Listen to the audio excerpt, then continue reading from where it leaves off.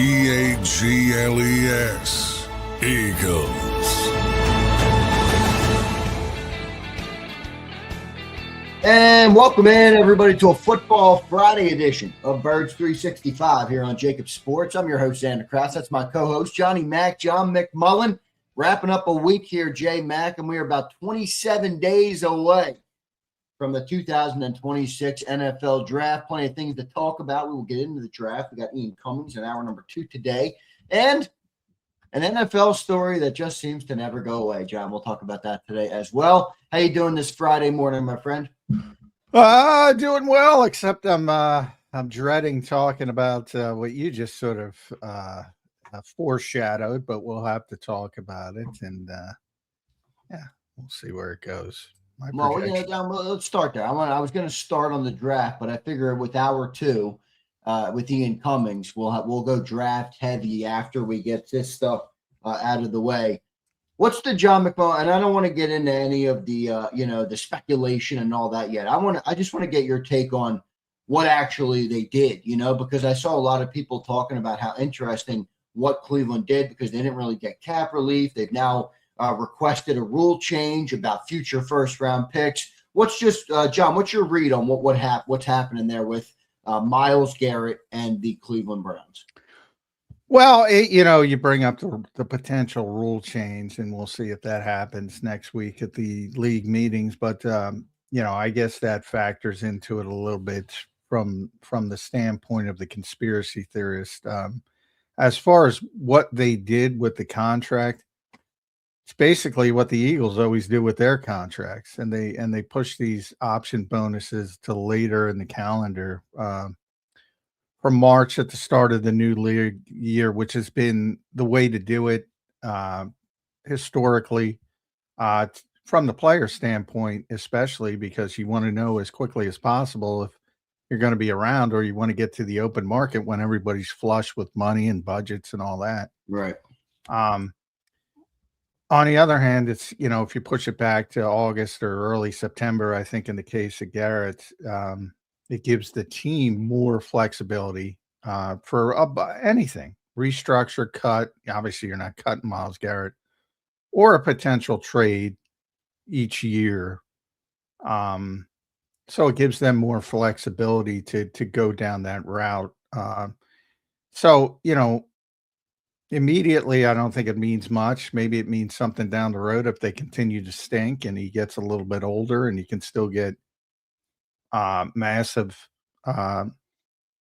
assets back for him, but that's a fine line. But like I said, ironically, this is what the Eagles do, and the other teams are trying to to copy it. So there's no cap relief, and I think that's what set everybody off and has everybody sort of buzzing. And that's not going to stop. I know it, unfortunately, but the Browns again said they're not trading him now.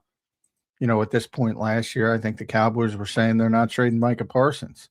The point is, you have that flexibility now that if somebody picks up the phone and goes, "Hey, I'm going to give you 3 first-round picks for Myles Garrett," and you say, "You know what? We stink. Let's take it." It just gives you more flexibility. Why Myles Garrett did it, I have no idea. It's more team. It helps the team more than it helps the player. Like, he's got a no trade clause. So, first of all, I mean, he would have to accept any destination. And Philadelphia would be one he would accept. I don't think there's any question about that. So, from an Eagles standpoint, you don't have to worry about that. But I do think it's a little bit overblown at this stage. And, if you're the Eagles and you want to play this game, that means you have to wait. You have to wait. Can't go trade for Jonathan Grenard.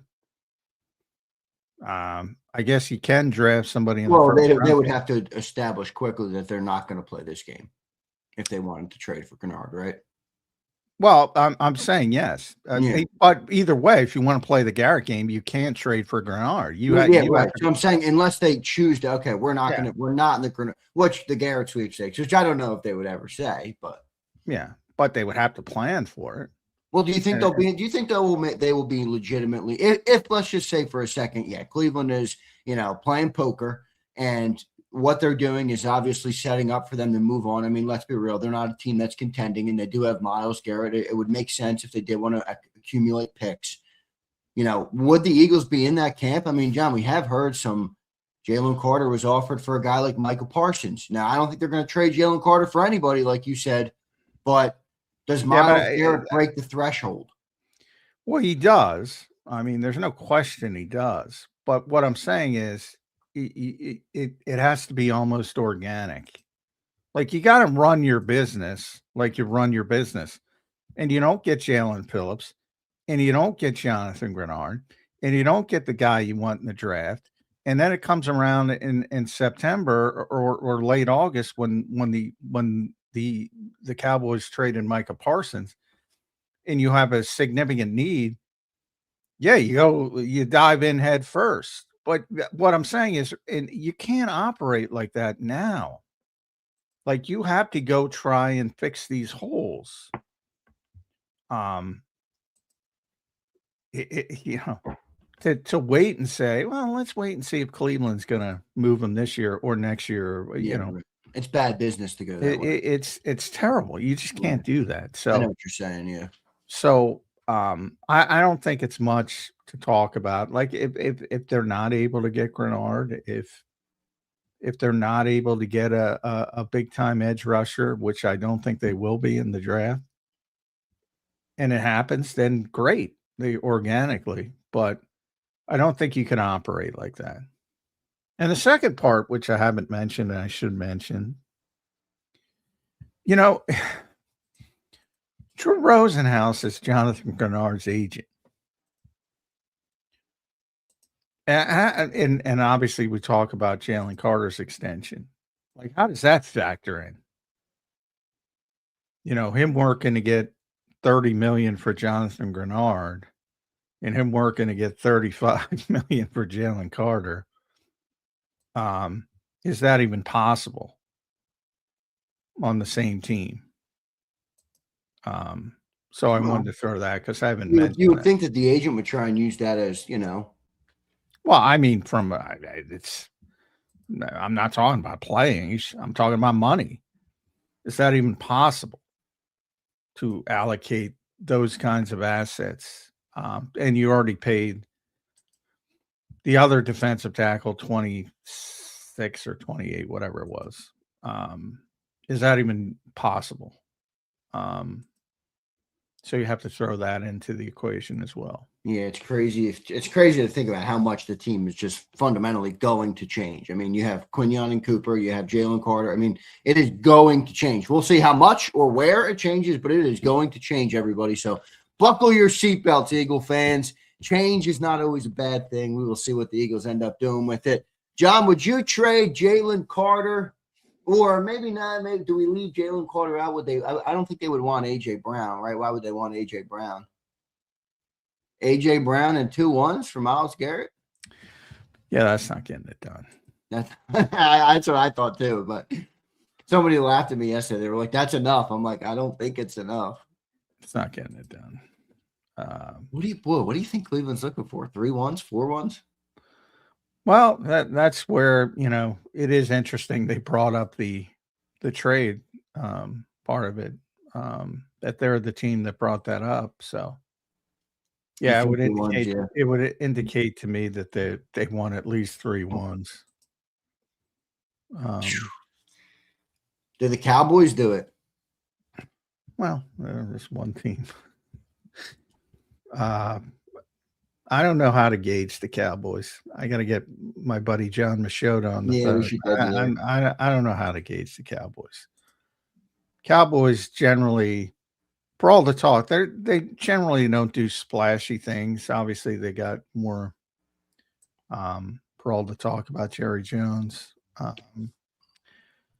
They got more splashy after the trade with Micah and doing trades and bringing people in. They seem to be more open-minded these days. But if anybody's you can't predict, it's the Dallas Cowboys, because I think Jerry might wake up with a different thought each day. And Yeah, but they got those first round picks, well, and that's another thing, I mean, the Eagles don't have great first round picks either currently or perceived to be in the near future. They're perceived to be a good team. So, this year's about as good as you're going to get, 23 in theory. So is somebody else willing to give up, better first round picks? But again, Miles has got to approve it. So, he'd approve coming to Philadelphia. Yeah, well, I see Matt upset in the chat that we're on this again. Neil, we cover the NFL, my friend. This is news in the NFL right now, and there's going to be a lot of talk about it. And the Eagles are in the edge rusher market. Yeah, we're the first ones to bring it up. It's like, brother, we're a team that needs an edge rusher. The Myles Garrett is a player that the Eagles have coveted, for a long time. Like every single team in the league, this thing is going to keep coming up. So we will see. John, I don't know if look, I would. And by the way, to that commenter, you're getting, I told you it's very unlikely. I told you the honest. You're going to get everywhere else. You're going to get. Oh, they got to give up 4 number one. They got to give up 3 number ones to Jalen Carter, AJ Brown. You're going to get all that nonsense. So, be thankful you're here. Well, that's coming too. Well, yeah. That's all that's coming. Well, what if the Eagles are in the conversation, what would it be? Well, yeah, but these people that run these things down, they don't explain the money. They don't explain the hurdles. They don't explain any of that. Yeah, they just go, should we do this for this? Yeah. AJ, Jalen Carter, and 2 number ones. That'll get it done. Why does Cleveland, in their shit condition, who have maybe the best football player in the world, and they're going to trade him because they're not ready to win? Why do they want veteran players? Yeah, right. Forget about AJ Brown. Would they even want Jalen Carter? I don't know. I doubt it. Well, if they don't want one of those 2 guys, it's hard to see who the heck they. I think they'd want draft picks. Yeah. All right. That's it. Cowboys come in with 4 picks, Goofy Jerry. 4 first. Yeah, Goofy Jerry's correct terminology. Well, I tell you what, we can call them Goofy all they want. If he sends 4 first round picks, they might be out 4 first round picks. But how good's that football team going to be? Well, things like that, big trades like that tend not to work out. He is 30 years old. I know. Even Superman I guess Superman doesn't get old. To your point, though, I understand. Yeah. Miles is obviously a super freak athlete, but like you said, time waits for nobody. How long do you think he can play? 33, 34 at this level? 32, 31? I don't know. Everybody's different, but yeah, I mean, you think Miles is a little bit of a freak where he could go a little longer than the average NFL guy goes. Yeah, he keeps himself in obviously pristine shape. But he's already played 4, 5, 6, 7, 8, 9 years. This will be his 10th year.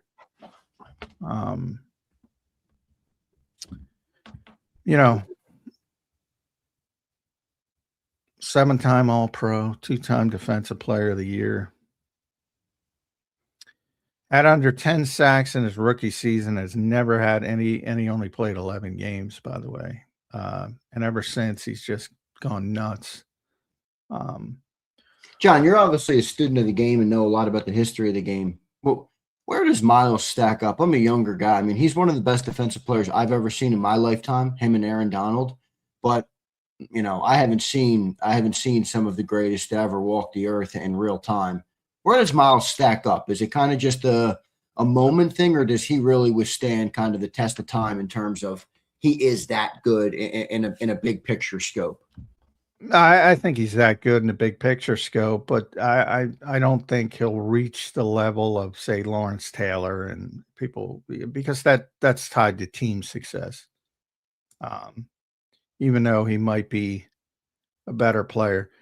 Chuck Norris just passed away. And what I compare Myles Garrett to, there's for people that know the Chuck Norris jokes years, and everybody there's a book of jokes like, Chuck Norris, carried his own casket at the blah, blah, blah. All that, all that nonsense. That's kind of like Myles in the NFL. There's no perfect prospect other than Myles Garrett. Yada yada yada. That's what I've always compared him to. You heard some of the Eagles talking about him every time they come in or they go there. Yeah, I mean, people are just in awe of him, and not media people or fans. I'm talking about his peers. I always say that's what determines greatness. When your peers are in awe of you. Right. Because you're talking about already the 1% of the world, 1% of the 1%.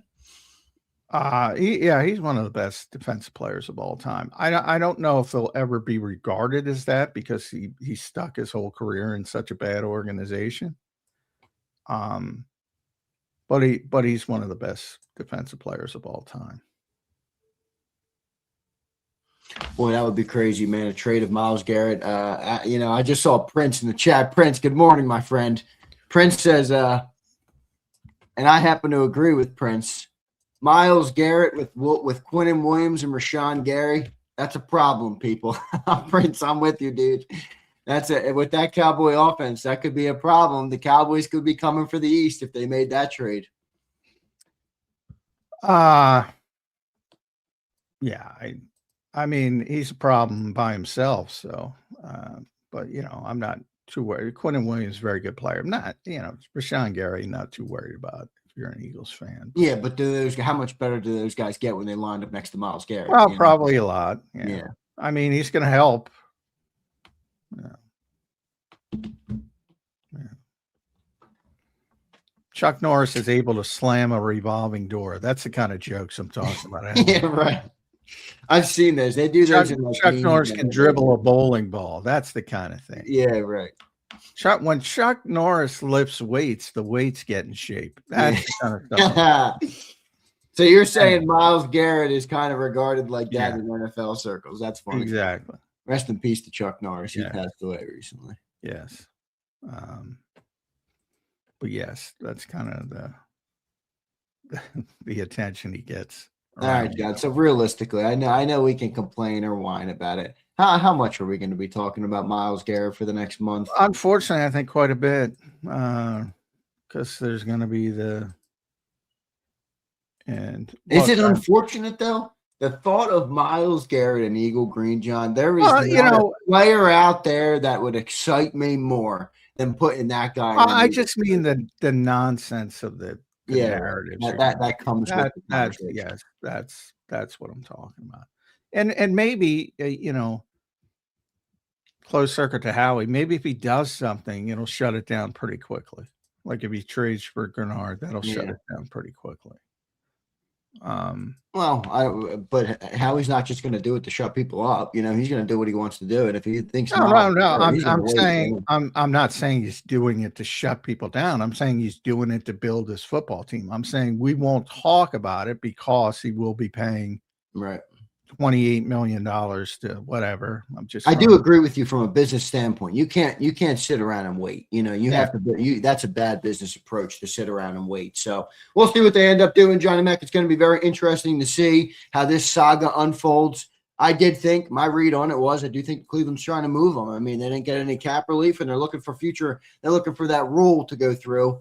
John, tell people about that rule real quick, just to clarify what that is. And then if you think it's going to go through or not, and I guess we'll get the vote at the owners' meetings.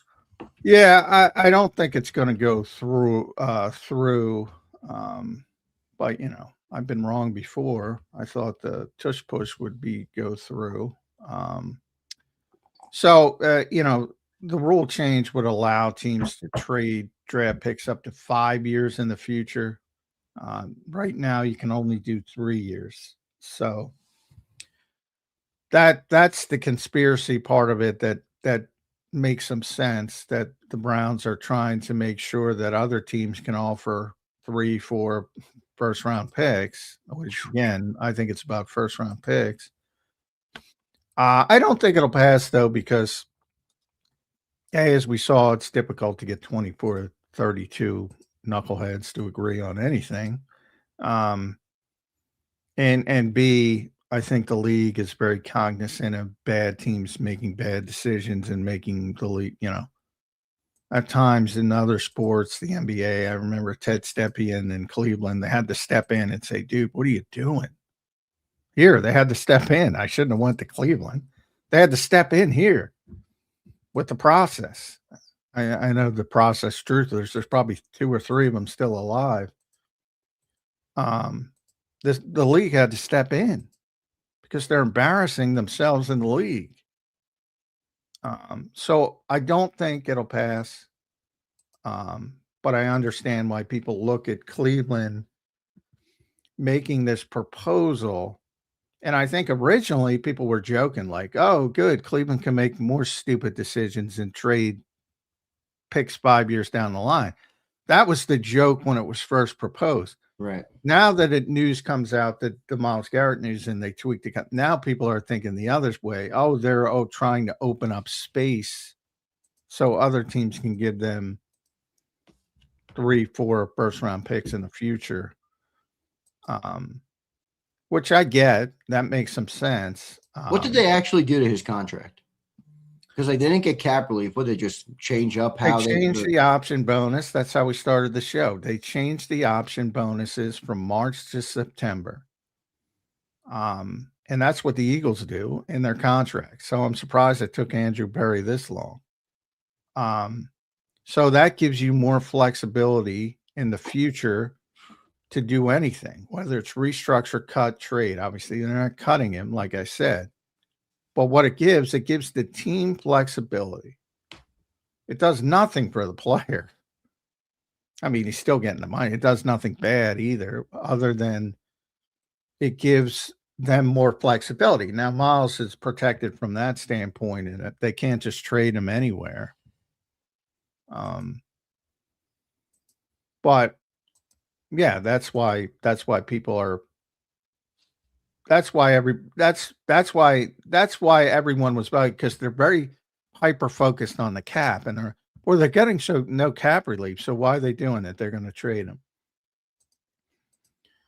And it's more about flexibility to do whatever you need to do, because it's a massive contract. Right.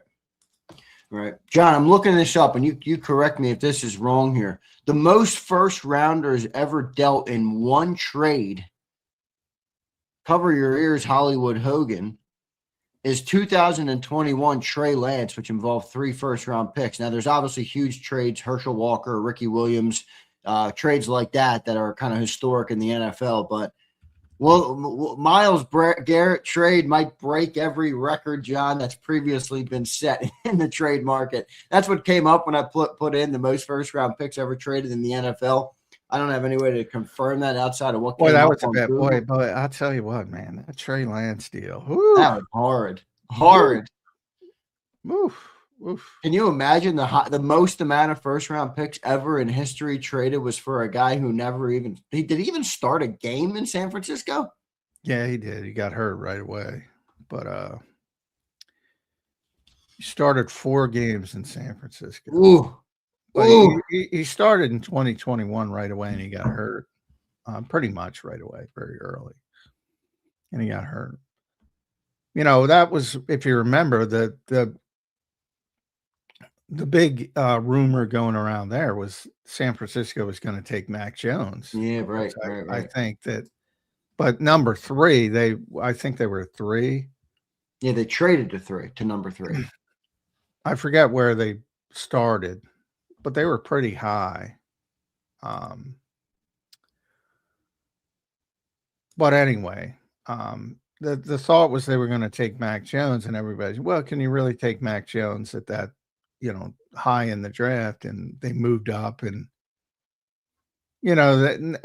I've never gotten a true answer of, was it a John Lynch pick? I can't imagine Kyle Shanahan wanted it, because he pulled the trigger pretty quickly. Pulled the plug, pretty quickly. Well, yeah, what a disastrous trade. Disastrous. Yep, the worst in history probably. And then Herschel Walker. I think Herschel Walker's the worst trade in history. Is it? You think so? What was that? Yeah. He picks right to first. It was like so much stuff. Yeah, the Cowboys built their whole dynasty on that. Literally, their entire '90s dynasty was built off the Herschel Walker trade. And Jimmy Johnson deserves a lot of credit because they got a lot, but they also spun off what they got to just get more. So, he turned it into a dynasty. So, but it was interesting because that was back. They traded 5 players and 6 picks for Herschel Walker. Think about that. 5 players and 6 picks. 5 players and 6 picks. It's crazy, man. It's absolutely crazy. No doubt about it. All right, good stuff. Here's that's a funny name. He says, doesn't he have a no trade clause? So correct me if I'm wrong. He would have to agree to the deal he is traded to, correct? I don't see him agreeing to go to Dallas. I think he'd rather be an Eagle. Yeah, come on, listen up. He's got a no trade clause. I said that 3 times. Sorry, I'm frustrated already with the Myles Garrett talk. I know. John, you're 26 minutes into it, my friend. You gotta buckle your fucking seatbelt, Johnny Mac. Come on, J Mac. Well, I would if I didn't say it 3 times already. John, the old rule, people hear 30% most of what I think it's 3%. Unfortunately. Yes, he's got a no trade contract. So that protects him. And obviously the Eagles are a team that he would go to. So if that charges your engine, he would come here. No doubt about it. I wonder if he'd go to Cal. I wonder if he would want to go to Dallas. I'm sure he would. He's a Texas A&M guy. Yeah, but while I say we'd come to Philadelphia, there are other places he would go as well. And Dallas, yes, I would think is one. He's from freaking Arlington. It's where he grew up. All right, good stuff. Myles Garrett trades are fast and furious here on a Football Friday, everybody. We are 27 days out now from the NFL draft. All right, 27 days, 11 hours, 29 minutes, and 45 seconds. So buckle in, everybody. That's coming up here at the end of the month. It's exactly 4 weeks from last night. So exactly 4 weeks from now, we'll be preparing or talking on our morning show about the first-round draft pick that the Eagles selected or whatever they do in the first round, and then preparing for day 2 of the NFL draft, rounds 2 and 3.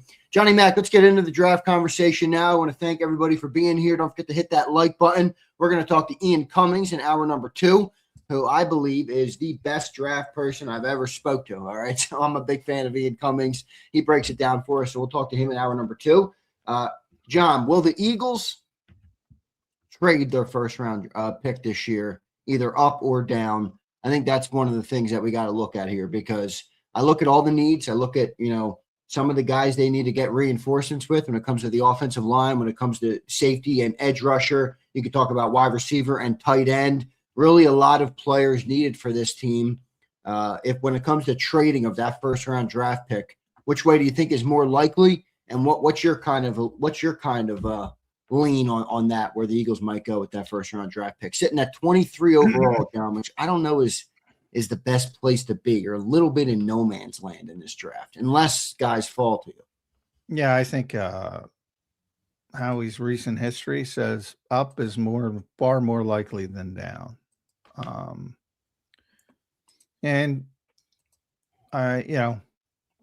It's got to be about a player, a specific player. Last year it was Shahad Campbell. We tried to go up to 22 to get him. That's how high he tried to go up. So when you have a player like that, you don't think he's going to get to you. You try to go up. They did it with Jordan Davis. They did it with Devontae Smith. They did it with Jalen Carter, even when it got close and they were getting a little bit antsy. So their recent history says they're going to go up. the question is, who was that player going to be? And I don't know. Another Markel Bell, 6'9" and 1/4, 346 pounds. Man. He's coming in for a visit. I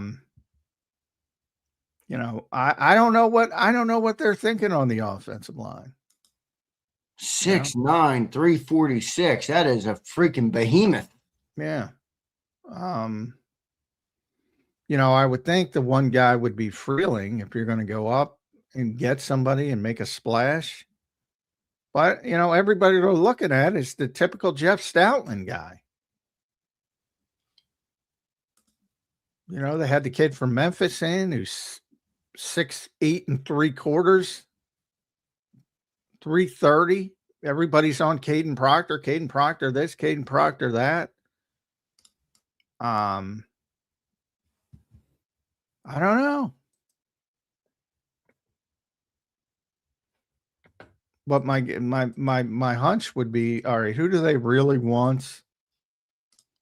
My hunch would be Freeling, but that doesn't fit with what they're looking at. Or maybe one of these receivers.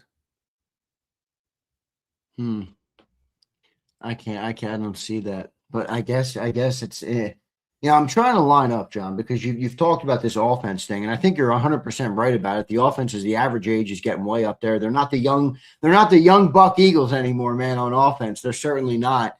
And when you do look for reinforcements there, I mean, outside of the O-line, it's like, yeah, is it receiver? Is that what they do in round one? I mean, to try and replace A.J. Brown? Well, I can't think of a lot of other positions they're going to go at. Edge is one, but I just don't see the player. I don't think you can go up and get David Bailey. So, I'm down the offensive line and wide receiver. And I'm not in love with any of the receivers. I'd rather take a receiver in the second round. I just feel more comfortable. Not that they're better. I'm with you 100%. Not that they're better, but I just there's holes in the guys at the top, in my opinion. With the exception of Tate, but you're not going to get Tate.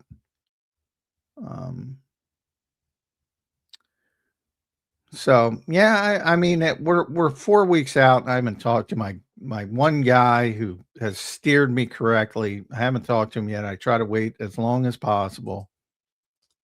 But I'll tell you, I've never been more uncertain covering this team because of their perceived ships of where they might go. Perceived ships offensively. And, I'd like to take credit for it, but when you said, yeah, you agree with me, it's not me. Howie said it. Howie said we have to start drafting offensively. That's what Howie said. So yeah, I'm definitely not looking at cornerback, or there was that early phase. I'm like, and now that they've signed Reek Woolen, I think that's kind of calmed down a little bit. They're not taking a safety.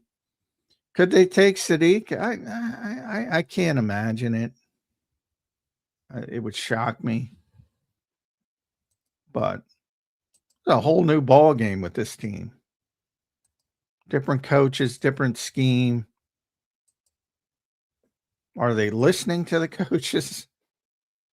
Or are they just going to draft like they usually draft?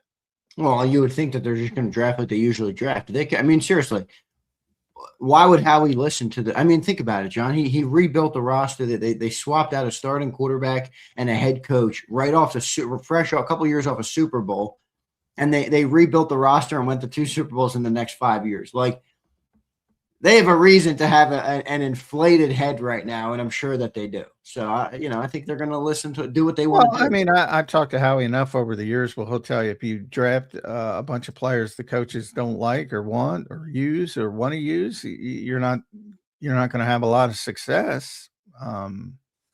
So yeah, he's got to be the final arbiter. He's learned that, but he better listen. I mean, I know he listened to Jeff Stoutland. I know he listens to Vic. You think he's listening to Nick Sirianni? Yeah, him and Nick are good. They're thick as thieves. They might be thick as thieves right now, but if Jeffrey Lurie needs Howie to no longer be thick as thieves with Nick Sirianni, well, that goes without saying. But I think there's this framework that it's Jeffrey and Howie against Nick. And then, I don't like that framing, but I don't think thick as thieves applies to Nick and Howie because thick as thieves to me means loyal. I mean, you ride or die. Oh, I think he's very loyal to Nick. You don't want Nick fired. I've said it when now, if they go if they win 4 games. Yeah, I'm just saying if the ship starts, sinking, Howie will jump off and get the life. Howie's gonna be fine, but that doesn't mean he wants it to happen. He's got a really good relationship with Nick, and I think he's had relationships with other people that aren't as good, and he realizes the value of that. Well, that's because, to your point, you've said Nick is politically savvy, and I think that's a part of it. Yeah, probably.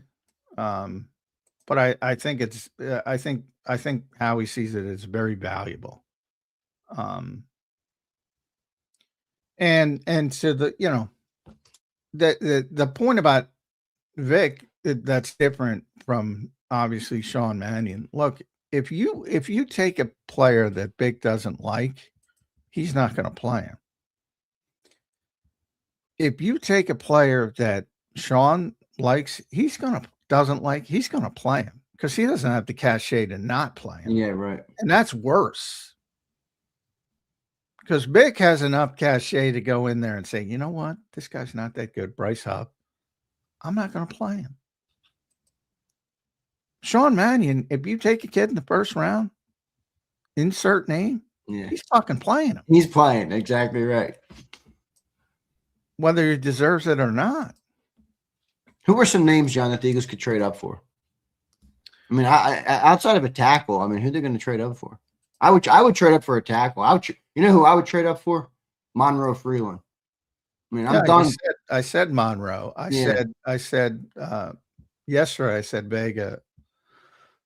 I don't want to trade up to take a guard. With all due respect to Vega, I can't trust Landon Dickerson moving forward. You should talk about Cam Jurgens. Cam Jurgens seems healthier, by the way. We can't talk about you can't trust Landon, but Lane is legitimately gone soon. He is gone in a year or two, max.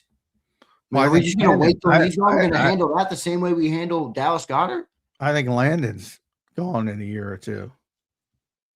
Just different, obviously timelines in their careers, but I think you need a replacement for both. So, you want one for Lane. They've been trying to get one for Lane for years. You want one, but I mean, if you can't, and the other guy's good, the other guy's awesome, get the replacement for Landon. That's my sentiment on that. And then the receivers, I don't know, maybe Tyson, Jordan Tyson. He would be the one with the biggest upside, I would think, if he starts to fall a little bit. But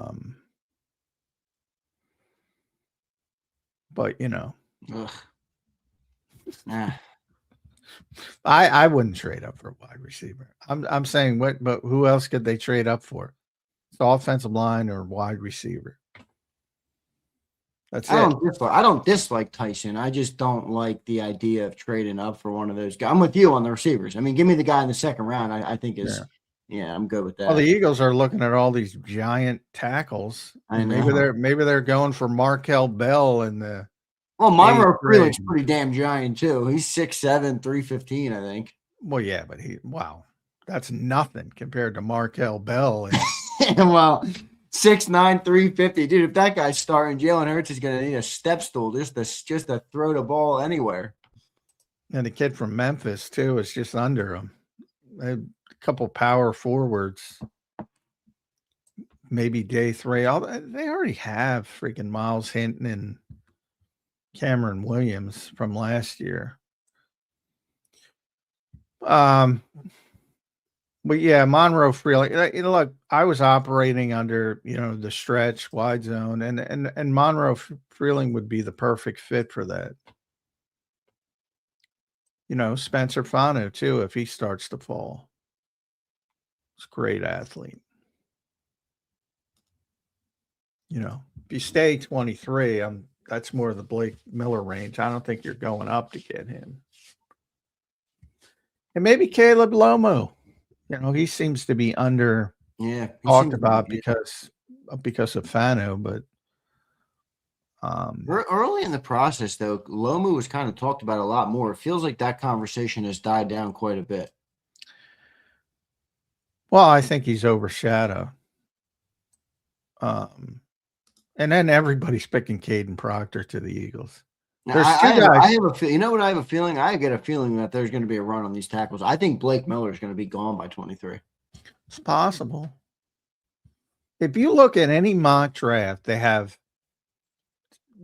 I would say 90% of them have Dylan Thieneman, however you pronounce his name, going to Minnesota. And 75% of them have Kaden Proctor going to Philadelphia. Those are the two. That's true. That everybody is locked in. And you know what that tells me? That tells me Dylan is not going to the Vikings and Kaden Proctor's not going to the Eagles. That's what that tells me. Because everybody's so sure of it. The groupthink has taken over. Yeah. Did you see what happened to Orlovsky this week? No. He dared to question he said Ty Simpson, which, by the way, I think he's nuts. He said Ty Simpson's a better prospect than basically he's going to be a better quarterback than Fernando Mendoza, which I don't agree with. But so what? That's what he thinks. But if you go against groupthink in the draft, oh my Lord, these people are nuts. I think I saw this. Didn't Dan also say he talked to a bunch of NFL decision makers? Is how he worded it? Yeah, something like that. Which he's, who knows who he's talking to? He's probably talking to a scout. They're not decision makers. I talk to scouts. They're not decision makers. They give their opinions, and it goes up the chain to the decision makers. That's Howie level. Big difference, but he's entitled to his opinion, and it might be wrong, but I actually value people that now evidently he's a CAA guy, Dan's agents from CAA, and evidently Ty Simpson's agents from CAA. So you got all those people who say it's a conspiracy to get him up higher on the draft board. Hey, here's my deal with Mendoza. I'm just saying, there's a little bit of JJ McCarthy in there. He doesn't throw the fucking football. That's why I asked a couple weeks ago, is there any chance the Raiders do not take Fernando Mendoza? Well, no, there's none. But I'm saying, he's not a first round pick. He does not belong at number 1. It's just a bad quarterback draft, and he's the best quarterback, and that's how it works. But I mean, and I'm not saying he's going to be as bad as JJ McCarthy, because that's tough to do. But my comparison is, you can't tell me a first round pick and you're not letting him throw the ball. If you look at their run through the college football, he threw like 80 times. I know. Through the whole run.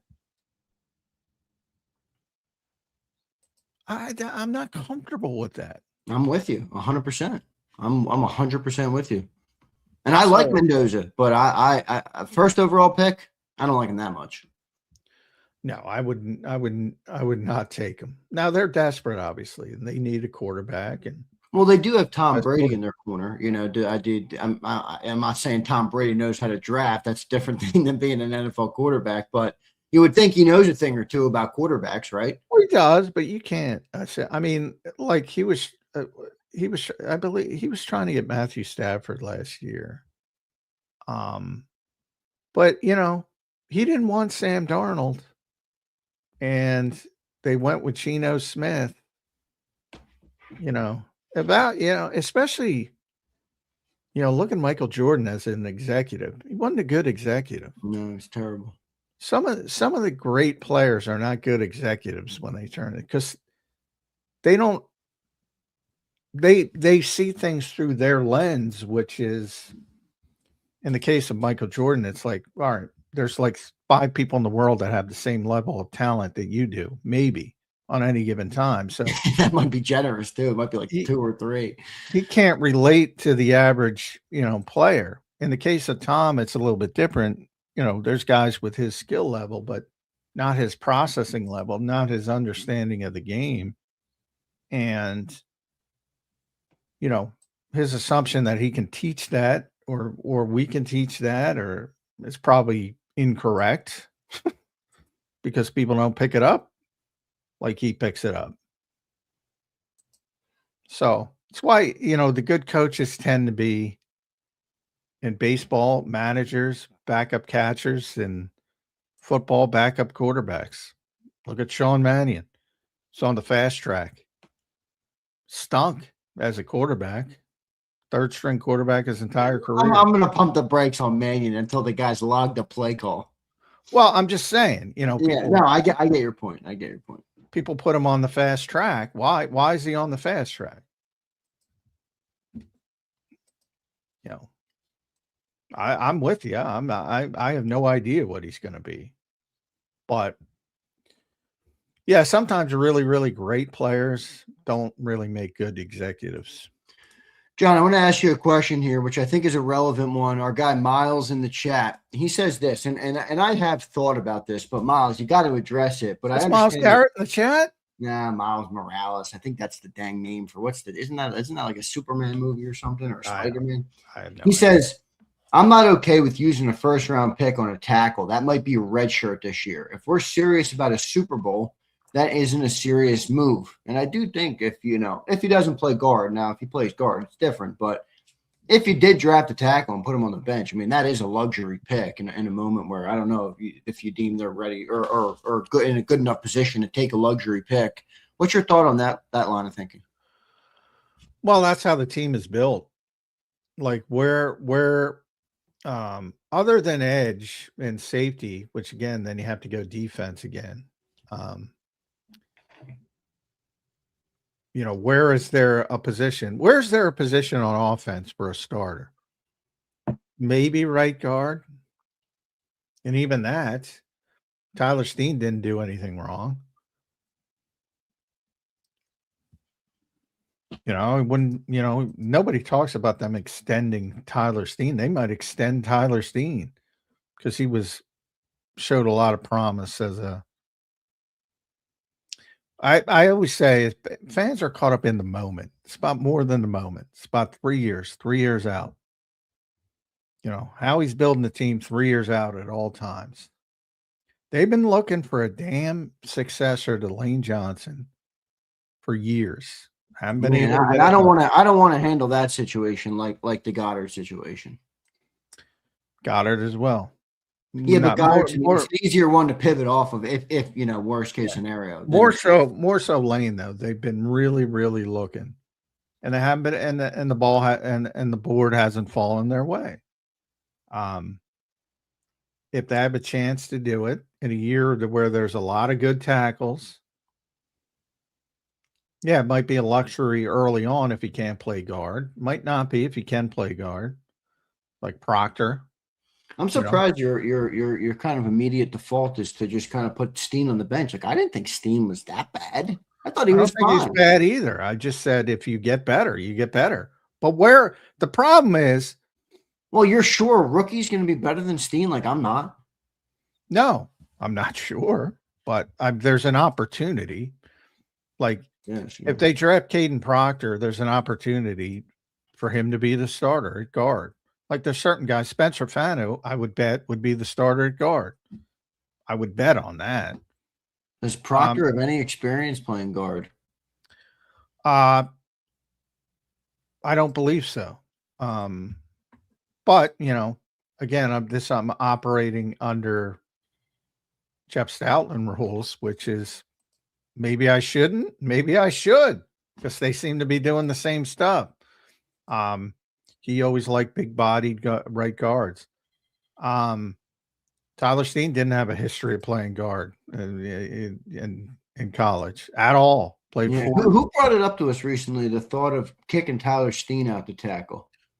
One of the callers, not callers, commenters Super. question. Yeah. Well, BLG and I have been talking about this for years from his rookie, because he played 4 years of right tackle at Vanderbilt, 1 year of left tackle at Alabama. He was a long time tackle. He was projected inside because his arms are short. The old adage in the NFL, got to be a certain length. And he early on his career, he looked much more comfortable in practices playing outside because that's all he did. But eventually he caught on, and yeah, he was fine. I'm not saying you should bench him. I'm saying, look, if you get a better player in the draft, there's an opportunity. The problem for the Eagles, you can't bench anybody else. You literally can't, because of their contracts, their reputations. Like, Cam Jurgensen's your starting center. Landon Dickerson's your starting left guard. Jordan Mailata, Lane Johnson, A.J. Brown, if he's here, Devontae Smith.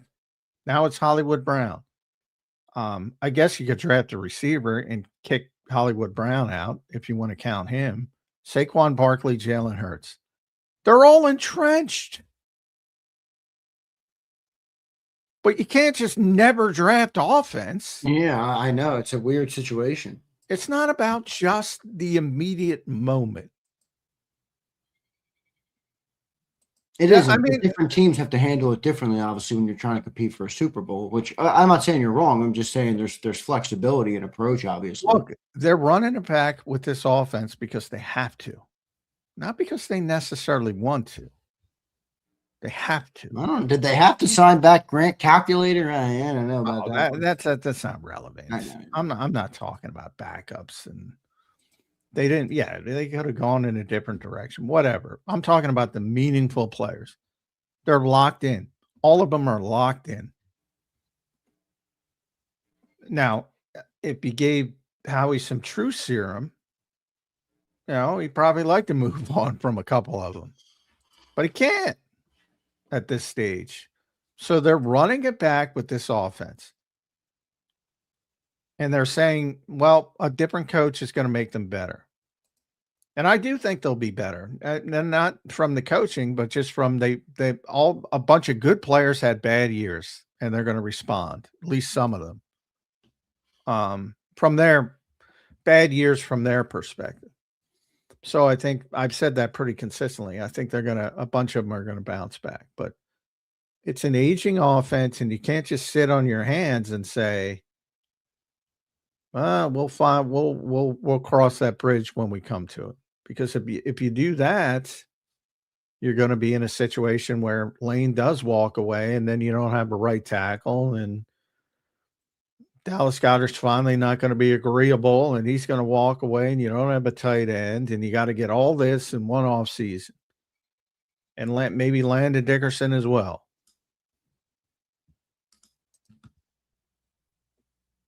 Better start thinking about it. Yeah, I'm with you. I'd go tackle here. This is a tackle draft to me, John. I'm going offensive line on this draft, dude.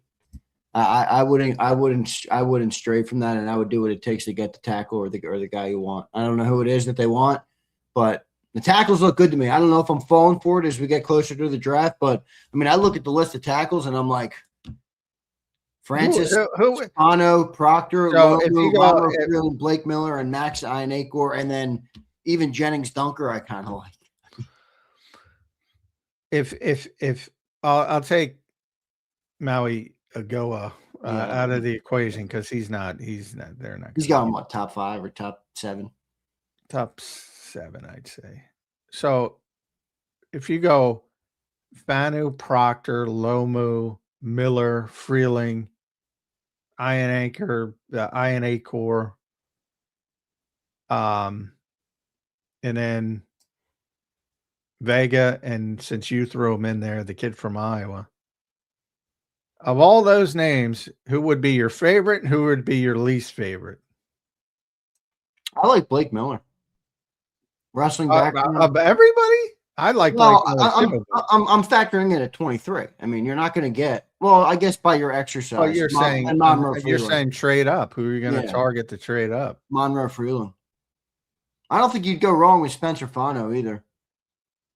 I just don't know if he's going to.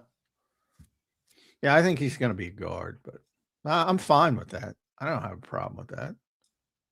I mean, I like Freeling, dude. John, doesn't Freeling just look like a freaking NFL tackle, dude? He just looks like a guy that's going to be a 10. Well, my only question with him is he truly is a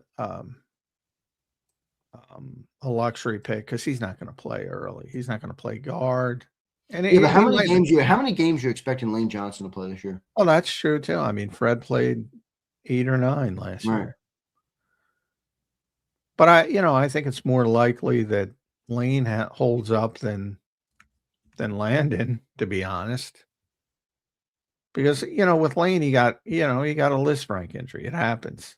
Mailata's going to be 29 next year. I think he turns 28 this month. Yeah, and he's banged up. He was banged up. He was feeling it last year, but hasn't shown a couple times he's been out for a few games, but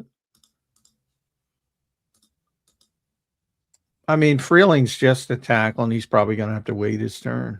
Well, answer your own question. Who would you take? Of all of those guys, yeah, I would take. If I can go up and get one, I would take Fano or Vega, one or the other, because I think they're the 2 best offensive linemen in the draft. But I think they're both going to play guard. But I don't care. What about the bot? What about the one that you would least take? I feel like mine might be Proctor. I just feel like the bust potential is high with him. Mine would be Ian Acker. Yeah, I don't think he's a first round pick. I think Proctor's a legit first round pick. And my only problem with Kaden Proctor, I would have penciled him in. I did pencil him in 6 weeks ago when Stoutland was here. That is a Stoutland pick through and through. I wouldn't have deviated off that once. It's not that he's a bad player. I'll call him Max until Ian gets here. I just don't think he's a first round pick. I think he's a bridge pick. Should go high second round.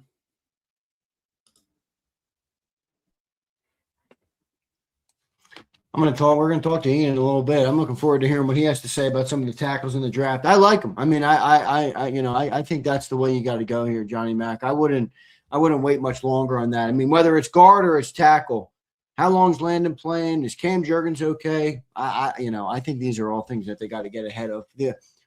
Like you said the other day, Sean Mannion could be the greatest offensive coordinator in the history of first-year offensive coordinators. If the offensive line can't block, they're not going to be successful. So that's the number one. And you'll never know it. You'll never know it. He could be the greatest ever, a natural. But if you can't block anybody, you're not telling me that Kevin Patullo could have been. I am not, but I'm telling you, you'll never know. You'll never know if anybody's good or bad if you don't have an offensive line. How will Kevin Patullo be remembered in the future in Philadelphia? Here, not well. For the people that know him, you already heard Jeff Hapley talk about him. Heard Nick, for people like Nick. I mean, it's just part of the business. Like, everybody goes through it. You get blamed. Like, everybody knows the score. The people that know him know he's a good coach. But there's 100 guys like that who got fired this year. What's more important for an offensive lineman? You think like, I know you've talked about this, that we've had a lot of maulers, but you think run protection, pass protection, what athleticism is obviously huge. What's the top trait here that they need on an offensive lineman? There is kind of a big range here, Well, that's the problem. We don't know. We knew for many years Jeff Stoutland's critical factors. They are supposed to be operating under a different system. Alex Gibbs instead of Dave McNally. Stretch, wide zone, which you need mobility, athleticism, a little bit undersized, not the 6'9", 350-pound monsters.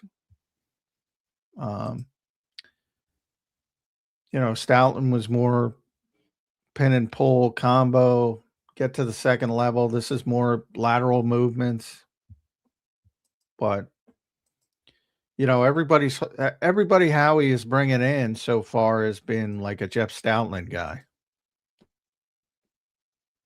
So I don't know what's going on. Man, they're trying to like break the trend here. They're so used to taking them. John, have you ruled out, and I'm sure you haven't, but how do you view this? Like edge. I mean, they need an edge, obviously, but we've talked about how they need to reinforce the offense. They've drafted so many first-round defensive players in the last several years. Would they do it again? I mean, they do need an edge rusher. Yeah, but they do. I mean, we're just talking about it with Miles. I mean, you got to operate. You can't just say, well, we'll wait till late August and see if Miles is available. I just don't see the player. I don't see the player. Let's say Keldrick Falk falls to 18 or 19. Yeah, I mean, I wouldn't do that. I think he's the best option, but I wouldn't do it. The Missouri kid's growing on me too, Zion. I mean, Falk's bigger than they usually have, so that would be something. I think he's in college. He's a better run defender than he was, and he has the tools to be a pass. So you got to teach him to be a pass rusher. I don't think he'd be a dominant pass rusher right away. I'm certainly not trading up to get the Missouri kid. I mean, I'm not going up to get him. It's very similar to wide receiver. Like, I'd rather wait to the second round and draft one of those guys. I like Derek Moore from Michigan. I don't think Zion Young will fall that far, but Gabe Jacobs from Illinois, he might. Like, I'd rather take a shot on him in the second round. Where do you think Derek Moore's going? I think he's going right around where the Eagles pick in the second round. That's why I'm probably going to pick him as my second round pick. I think he's a good player. So where do they draft a tight end? A tight end they can, get on in the third. They have 2 third-round picks, and there's so many good tight ends. They could find a tight end. Like, if they draft, I've said it pretty consistently. If they draft Oscar Delp, Eli Raridan, or Sam Rouse on day 3, I think they might have a long-term starter. Not right away, but they don't need it right away. They still have Dallas, but Delp would be my preference if he's healthy. I didn't know you were high on Delp. I mean, I know we talked about him, but I didn't know that you were. Well, I'm talking day 3. I'm talking day 3. Right. There's a lot of tight ends in this draft that can play. Now, they're not going to be the day 3 guys are not going to be right away. If you go off history, they took Goddard and they took Ertz, both second round picks, I believe. Well, second round. If you're taking one in the second round, to me, it's Max Clare. It's if he falls, but I think you're in no man's land. Max Clare in the second round. Yeah, you're in no man's land. He's not going to be there at 54.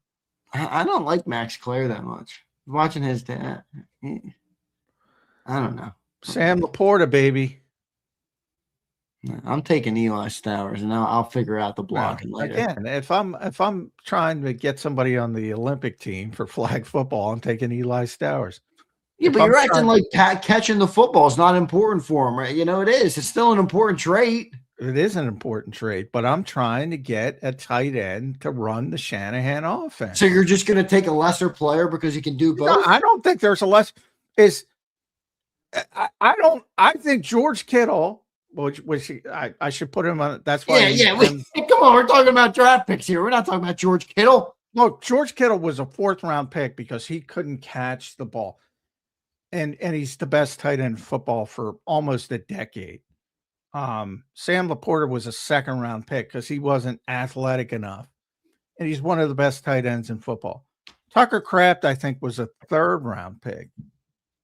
I mean, well, all these guys are real tight ends. And by real tight ends, I don't mean glorified slot receivers. Look, if that's what you want, pick Eli Stowers. He's a great athlete. I'm not against him, but understand what he is. He's not even a tight end. I hesitate to call him that.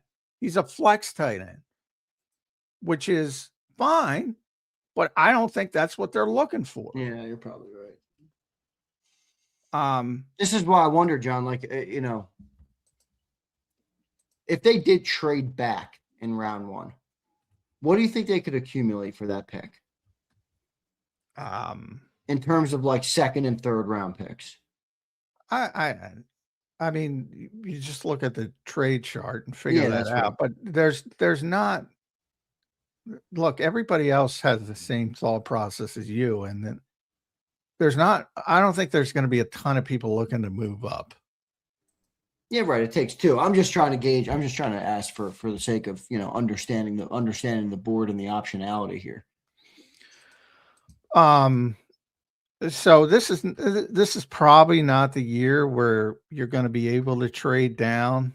And you're certainly not going to get, the only time you get extra value is when it's a quarterback, and there are no quarterbacks. I don't know if Dan Orlovsky keeps talking about Ty Simpson. Maybe he's going in the 1st round. So if you're looking at 54 is worth 360 points. So, just using the Eagles pick as an example. So if you were to trade that pick to try to go up, you'd get to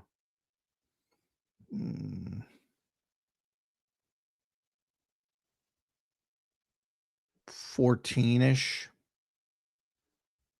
That's it. And that's a pretty high level pick. Yeah. So when you're talking about trading down, what do you want for trading down? Can you turn it into 2 2s?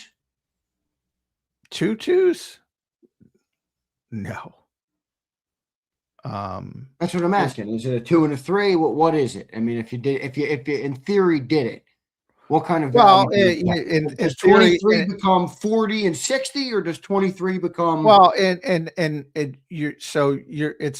you're worth 760 points, and if you go, presumably you want to stay in the 1st round, right? I'm thinking if you max out your 2nd, I mean then you can take a tight end. You can take all right. If you're going to 34, say 34, 2nd pick in the in the 2nd round, you're losing 200 points. So you in theory you're gaining 200 points somewhere. What's worth 200 points? Yeah, what's that, like a 4th? The 78th pick, round 3. Round 3. So a 2 and a 3. Yeah. Probably the most realistic. Yeah. Yeah. Yeah, I guess that's not really moving the needle. It's better to just move up and get your guy at that point. All right. Well, it's interesting. We'll see what Ian Cummings has to say about some of these guys. I am interested to hear what he has to say about the tight ends too, and where they could go. Tight ends, obviously, and then the offensive linemen, I think, are just huge. I mean, I'm in the offensive line camp, John. I really am. I mean, my entire life, John, of watching the Philadelphia Eagles, the number one thing they've cared about is the offensive line. Now the offensive line doesn't look so good. I don't know why everybody's so infatuated by everything but the offensive line. Guys, the birth of the Eagles' best run in history was built on the back of the offensive line. We need an offensive lineman. We need great offensive linemen. I mean, I wouldn't overthink this. I really wouldn't. Give me the great give me whoever they like. I'm not going to profess to know more.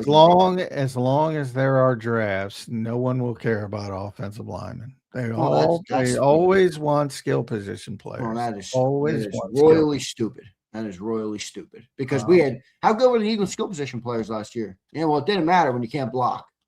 So yeah. Well, I mean, look at you, a tight end. You want the super athlete. You don't want the run of the mill punch down him in the second round. And I'm of the belief that Sean Mannion's going to want a tight end that can catch the football. It's like glitter, man. Your eyes are drawn to glitter. It's I don't people agree. like skill position people. People like. Are Howie's eyes drawn to glitter too? Then I mean, he said the same thing. I mean, pass catching tight ends are valuable. Well, he said he has to reassess. He's got to evolve. He's the one who said it because he's enamored by pass catching tight ends. And by the way, he got lucky with Dallas Goedert because Dallas Goedert never blocked it in college at South Dakota State because he was the best player. Never blocked. He just happened to be good at it. Happened to be a big physical guy who took it seriously and just ran with it. And he got lucky. Zach Ertz is the better indication because Zach was never a good blocker. He got better. He was okay at times. But Dallas earlier in his career was a good blocker. And the Eagles had no flipping idea that would happen because he didn't do it. But he had the physicality and the mentality and the willingness to do it. And that's half the battle, to be honest. But when you talk about somebody like Stowers, I mean I don't think he's going to be a flex receiver, and he's going to be a damn good one. But I don't think he's got the frame, the size,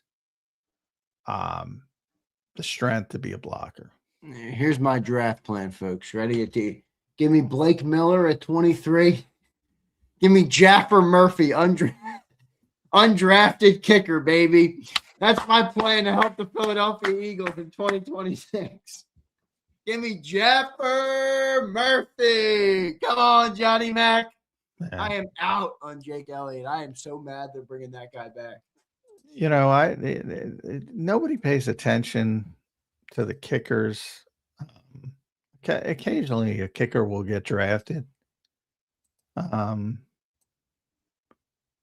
So I can't even tell you who the best kickers are. This year's draft. I don't think it's him though. No, he wouldn't be the one that would get drafted. I think there was one other guy. Isn't there one other guy that people are talking about that's real good? I'll take the Jaffer Murphy. There was the kid from I think Ole Miss. Was it Ole Miss? Who was really good. All right, let's see. I got Will Ferrin from BYU. I got Drew Stevens from Iowa. Dominic Zbada from Michigan. Trey Smack from Florida. Jaffer Murphy, your guy. Freakish athlete with He's a not my soccer guy. background. He's just the guy that came across my feed booting 70 freaking yarders. 70 yards. Kansei Matsuzawa from Hawaii. Gotta ask Ian who the best kickers are. If Jaffer Murphy's for real. Well, it's moot anyway, isn't it? They just guaranteed Jake Elliott's contract. Yeah, worst kicker in the league for 2 years. I'm just talking a guaranteed contract. I'm not talking just for the Eagles. I'm saying, is he a legitimate prospect? Yeah, that's right. what I'm asking. I don't even know if he's Evidently, Trey Smack from Florida is the best kicker. Okay, Trey Smack. It's a good name. And then We got Kanzai, WWE. this Hawaiian kid, Kanzai Matsuzawa, Drew Stevens, Dominic Trey Vada. Smack. God, that's a good name. Trey Smack.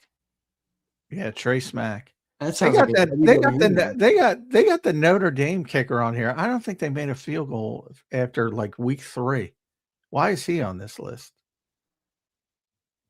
Literally, they didn't make a field goal, but partially because they scored so much. I don't think they made a fucking field goal after week 3 or something. It was absurd.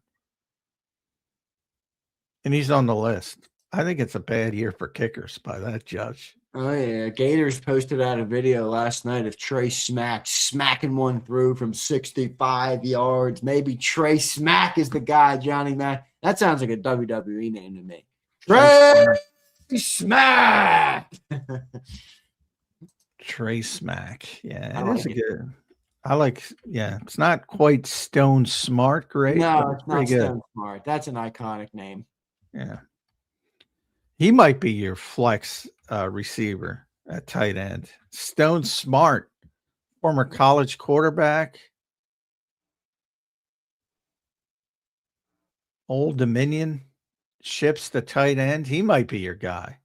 So do you think the Eagles then are not going to piecemeal the tight end? Like, you think they want a bunch of guys that can do everything instead of like right now they have Calcaterra and they have Johnny Munt. You know, it's well, like I think right now they're going to piecemeal it. I think they would prefer to find again Sam Laporta or Tucker Kraft. I won't use Kittle. I think they would prefer to find those guys. Yeah, right. All right. Well, we'll see if they do that. I don't know if any of those guys are. I don't know if any of the draft guys are going to live up to that, but we'll use those two names and ask Ian who's the closest comp to those two players. So we'll see what ends up happening there. Again, I'm going to pound the table on offensive line here. We got 27 days until the NFL draft. I'm not getting overly in love with everything else. I want an offensive lineman here in the city of brotherly love. We will see what ends up happening. John, we got Ian Cummings in the chat right now. We'll get to him in a second. I want to thank everybody for being here. Don't forget to hit that like button today. 27 days, 10 hours, 40 minutes, 6 seconds, 5 seconds until the NFL draft. So it is coming quickly, everybody. 4 weeks from today, we will be talking NFL draft. And today we have Ian Cummings set to join us here on Birds 365. One of the very best in the business. He joins us right now. You can follow him at IC_draft. Ian, welcome to the program, man. Thanks for joining us again on a Football Friday. How you doing today? Doing good. We're less than a month out from the NFL draft, so that we're crossing our T's, dotting our I's with the evaluations, but always still more work to do. But exciting time. Happy to be back chopping it up with you guys. Good to see you again, Ian. All right, we were having a tight end conversation before you jumped on. We're going to go all over the place, but I'm going to start at tight end because, we're all trying to figure out the Eagles and shifting away from one offensive scheme, we think, to a Shanahan-like offensive scheme, deep tight end draft. So I'm taking Sadiq out of the conversation. Don't think they want to take one in the first round, but if you look at Sam Laporta, Tucker Kraft, that type of tight end. Anybody like that? Anybody comparable to that? It's probably not fair to say that right away, but anybody have that kind of upside as sort of a two-way tight end? Yeah, for sure. Well, I think this class, you're definitely looking with a lot of volume at that within that type of mold. Obviously, I don't think as many guarantees for some guys, but I have 21 tight ends graded in draftable range right now. There were 15 drafted last year. So there's the depth of this class, I think, is better, even though last year we had Tyler Warren, Colston Loveland. But you mentioned guys in that Laporta, Tucker Kraft mold right now. When I'm thinking of those two guys, right? Sam Laporta, when he came out, the movement efficiency, the explosiveness, the fluidity and the variability as a receiver was really compelling with him. Whereas with Tucker Kraft, you're getting a well-sized, explosive run after catch threat who can also contend as an inline guy and can work up seams. Was a big fan of both of those guys. So when I contextualize those two, I'm thinking of guys who, like you said, can provide that 2-phase, 3-down value, but have some, if not route running and separating upside, can at least be really good seam splicers or rack threats in open space with size and explosion and physicality. So a few names that pop into my mind. for this. And I'll give a few at varying ranges of the draft. My tight end 2 is Oscar Delp, and I think he'd be a great fit within that. I like think that. he's a fun player because a really fun fact, and well, this was known at the NFL Combine, but he didn't participate at the NFL Combine because he had a hairline fracture in his foot that he played through the entire 2025 season, most of it at least. And then his pro day, Georgia pro day, he ran a 4.48 40-yard dash, not even 100% from that. So he'll have the summer to get fully healthy from that, but right away from that, you can just see the kind of freak athlete that he is, because watching his film in 2025, dealing with a hairline fracture in his foot, he was still able to be so propulsive and explosive in open space. But then as a blocker too, he can play in line. And I believe he had 87 pass blocking snaps too. So the reason that a big reason why he doesn't have as much production as you would like, he only had a on-field target percentage of 9.9%.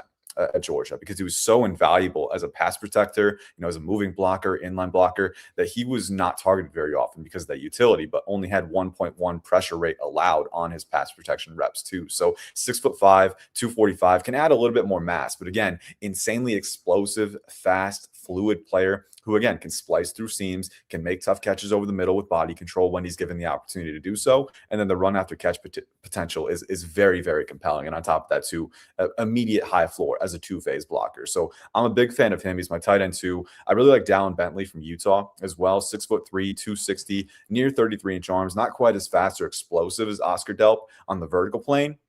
But coming from that Utes offense, he's got the blocking ability. He can play in line. He can move out in space and track guys to the second level. Super physical guy who's got that leg turn where he can drive through contact. But then as a route runner too, I really like how he's able to cut tight angles on stems. He's got a pretty functional route tree for a guy who's bigger. And then he's got some of that burly run after catch ability too. So a fun player. Some other names within that mold, I think Max Clare from Ohio State is another one. Really solid two-phase player. Again, like some of these other guys, can get a little bit stronger, but again, is very competitive in line. He can block out in space. And then as a receiver too, I really like his 3-level appeal. He's a fluid separator, but again, he's got that explosion where he can sear into open zones. And then there's a run after catch threat too. He's always churning his legs, always moving forward.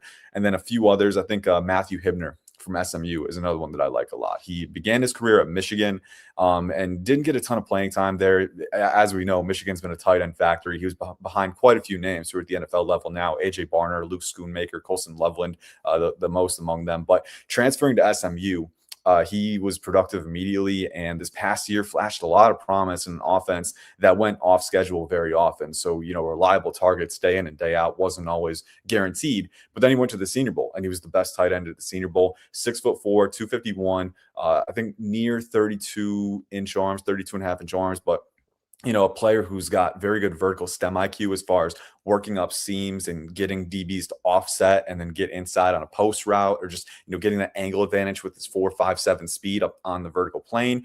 The route running nuance there's definitely flashes. There was one rep I saw in a game where he ran a whip route and was just decelerating and cutting with incredible flexibility for his size. But then as a two-phase blocker too, he's competitive in the pass game, and then in the run game, he can play in line, he can block out in space. I think he has room to get a little bit stronger. But one thing I love about Hibner that you see from him more than most other guys in this class, he's very proactive with his hands. He's always looking to play violent at contact and reset the point, even though he's not quite as powerful as some other guys like Nate Borkircher or Will Kasmarek. Those are probably the two best inline blockers in the class. But I think Matthew Hibner provides the two-phase appeal that you really want as far as having the receiving upside too. So those are a few. There's many more. But the moral of the story is at multiple ranges of this class, I think you'll be able to get options. John, there you go. Those are the names you mentioned, my friend, on that. Ian, they're picking at, I'm going to rule out first round because I don't think they're going first round tight end. Maybe they do, but 54 is the Eagles pick in the second round. They have 68 in the third round and 98. Now, you just said you got 21 tight ends. You just rattled off some of the names you like. I think some of those guys might go before 54, maybe even 68 if the Eagles push to the third round. Where do you think the value lies there for a type of player like that?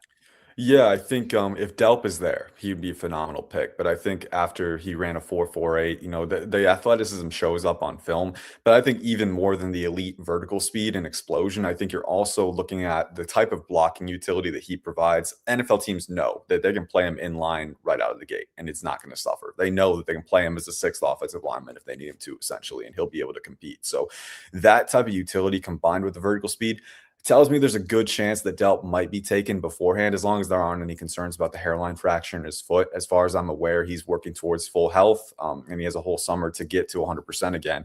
But phenomenal player. But I think for the Eagles, particularly 54 and 68, in round 2, I think Delp would be the prime value there, the best one. If you're taking down Bentley or Matthew Hibner, those guys might be a little more of an early round 3 for me personally. But again, if you have a need at tight end, it's within range. I think Max Clare would be a pretty good pick at 54, but again, an early round 3 guy. I think that's one thing that I've seen on my board, is that I have Oscar Delp as kind of a fringe top 50 guy, but Down Bentley is my 72nd overall player. Max Clare is my 86th overall player. Hibner he's in my top 100, Right. But again, I think mid to late round 2 might be a little bit high for these How guys. about if they kicked it to like the later pick? Because then it kind of falls for the Eagles. They go to 98, 114. So if they looked in like that 100 range, where are the guys there that would be the best? Yeah, for sure. And I will preface with saying, too, there's a chance that a Clare or a Hibner does fall to that point, and you can get one of those guys. I'll also throw in Eli Raritan from Notre Dame. I'm a fan of what he has to offer. He's a little bit taller than these guys, which means leverage acquisition can be a struggle at times. But generally, I think for a guy who's, 6'6 and a half, 6'7", does a pretty good job of aligning his base as a blocker, plays really physical. And then he's definitely more of a seam splicer, more of a vertical guy as a route runner. I think he's really good on post routes and seams and, slot fades where you can get him out in space and let him use his speed down the vertical plane and, box guys out at the catch point. Not as fluid in his hips as far as sinking and redirecting and supporting a full route tree. But again, a guy who can make plays at the catch point, a guy who can accrue rack with that speed and that physicality, and has a good blocking foundation too. So Eli Raritan from Notre Dame is another one that I would throw in there. You've got other names too, like Justin Joly is one. I need to see a little bit more as a full-time blocker. I think he gives effort too. That's the thing with some of these mid-round guys too. Like you'll throw Eli Stowers in there. We don't know where he's going to go off the board, right? Because the testing was elite among elite. It was so good. But again, you're not getting a ton in the blocking phase, and from a utilization standpoint, guys like Eli Stowers, Michael Trigg from Baylor, you're probably looking at those guys as more of the role that Arande Gatz in the second played with the Chargers last year, right? Mainly splitting them out into the slot, playing in space. And that can be a tell for defenses. If you're not able to exist in heavy personnel with those guys, it kind of reduces what you can do from different sets. So as much as I love those guys in the receiving phase, for the Eagles in particular, I'm looking at guys like Eli Raritan, who at least has that blocking utility. I think Justin Joly could get there from NC State. I think he's one of the more developed receiving threats with his toughness at the catch point. He's got pretty good route running ability. He's very, very, resilient after the catch too. We all saw the play where he pulled his hamstring midway to the end zone and was able to get there. But also, he's got a pretty good size strength profile where he can make plays in space and at the same time too, at least competes as a blocker with natural leverage with that play strength. I think he can improve his sustain and his technique a little bit, but it is on the way there, is in progress with his development. And then you've got other guys too. I think Joe Royer from Cincinnati, if we're going with the Sam Laporta mold, that's another guy who's very, very quick, fleet-footed, and fluid as a mover. And it really helps with his ability against off-man coverage. You've seen that on his film where he can oscillate his tempo and redirect and cut tight angles. I think as a blocker, again, can improve the play strength and the sustain. And that's what you see as you get farther down the board. You don't see as many guys who have that truly high floor in both phases right out of the gate. But you do see a lot of guys who project well, right, with a little bit more development. I would put Sam Roush from Stanford in that conversation too. I think overarching consistency, both as a route runner working against physicality and planning and driving with efficiency, I think those are things that he can improve on. I think as a blocker, he has really bright flashes of fully acquiring leverage, loading his base, and sledging defenders out of lanes. And he's proven that he has the physical tools to play in line. But again, I think the consistency, I think the follow through, those things from a down to down basis can be a little streaky. So the farther you get on the board, the more you trade off. But this class does have many, many candidates for you. So it's just 21, man. That's a lot of tight ends. You should be able to get one of them. So for sure. It's been a problem for the Eagles to try to get that heir apparent for Dallas Goedert. They should be able to at least get a good prospect for that somewhere down the road. For sure. Shipped inside the offensive line. Mm-hmm. One guy I want to talk about, I haven't talked about him much because early in the process, it was clear he was not going to be near the Eagles. And that's Spencer Fano from Utah. Yeah. I still don't think he's going to be near the Eagles, but I want to ask you first off, do you think his long-term future is a tackle or is it now inside? I think I've gone back and forth on this a little bit. I think he could. There is a universe where you could let him fail at tackle first if you wanted to, right? I think that would mainly be in outside zone, wide zone schemes where he can get out in space a little bit more, uses athleticism and kind of you counteract if there's any limitation with him, right? He measured in with 32 and 1/8 inch arms at the NFL Combine. He measured in a little bit longer at his pro day. So the combine numbers, right? You take them with a grain of salt a little bit, but you also take pro day numbers with a grain of salt. So I like to exist in the middle a little bit. What is the most likely thing? Probably 32.5 inch arms, 32 and 3/4 if we're being generous, which again, at most is middle of the pack is average for tackle, right? And a little bit below average, probably, right?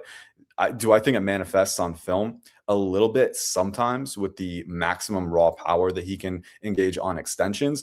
But I do think when we talk about power, right, that's the big question with Spencer Fano. Does he have the power and the anchor strength to exist at tackle?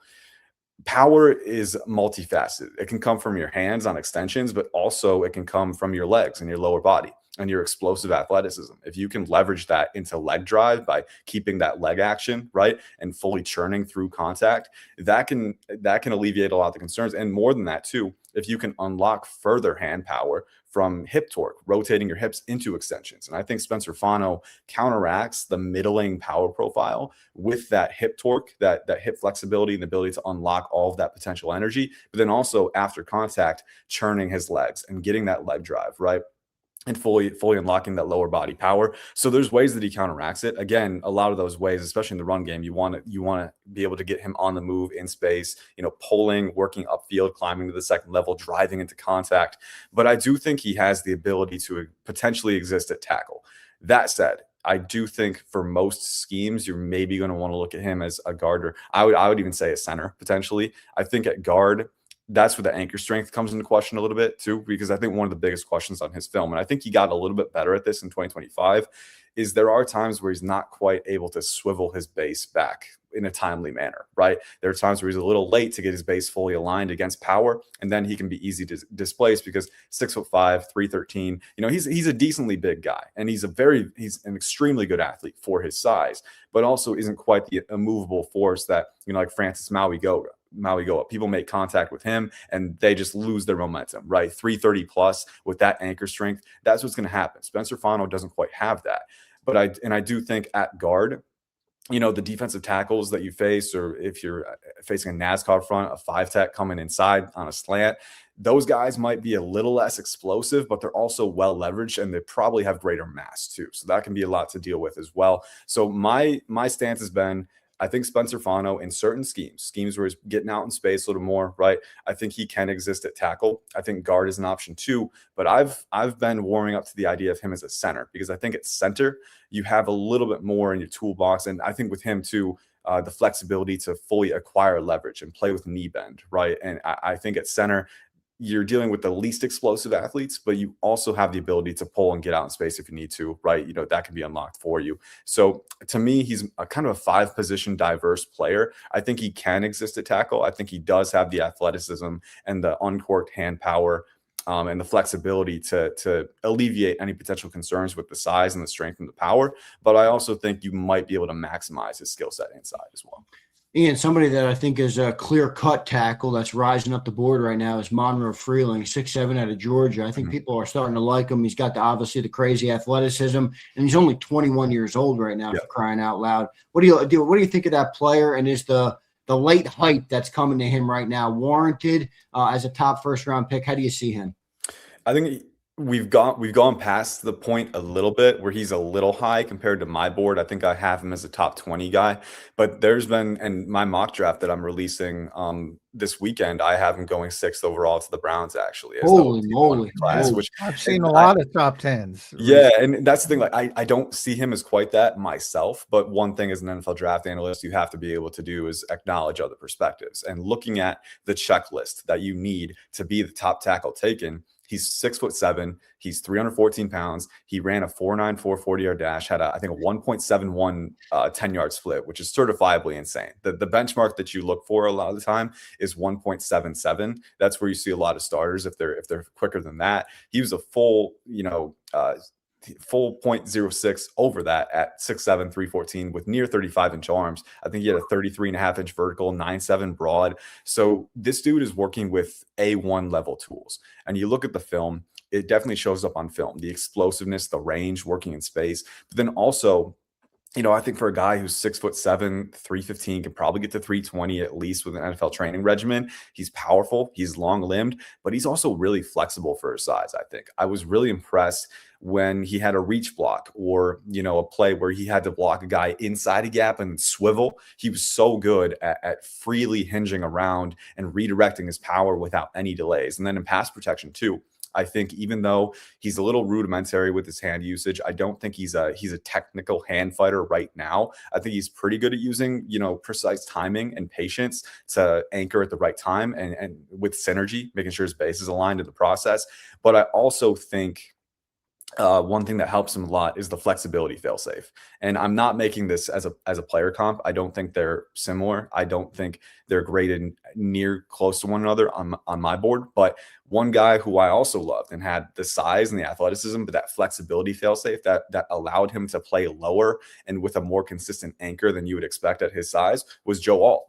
Joe Alt was coming out 6'8", and he's out here aligning at almost a 45-degree angle because he's so flexible. He can align his base beneath him and keep positioning while engaging that base and using all of his frame to anchor guys. And I think you see that with Monroe Freeling too, where he's got the athleticism, he's got the size and the length, but he's also flexible enough to align himself in the proper way to win. I don't think the pad level is too much of an issue because of that. So you still have some room to refine his skill set for sure. Particularly as a pass rusher or pass protector, right? But as a run blocker, the range, the power, the physicality, all those things are there. The flexibility to execute a diverse allotment of blocks. And then in pass protection, the foundation is there for him to be a potentially lockdown sentry on the blind side. So I like him a lot. He's a top 20 guy for me. If he's there at the Eagles pick, I would say it's a very, very good selection. But I think the longer that we go, and especially after the NFL Combine and the Pro Day, I think the chances are getting lower and lower that he is going to be there. I would wager. And if they traded up for him, well, should Eagle fans be fired up for that?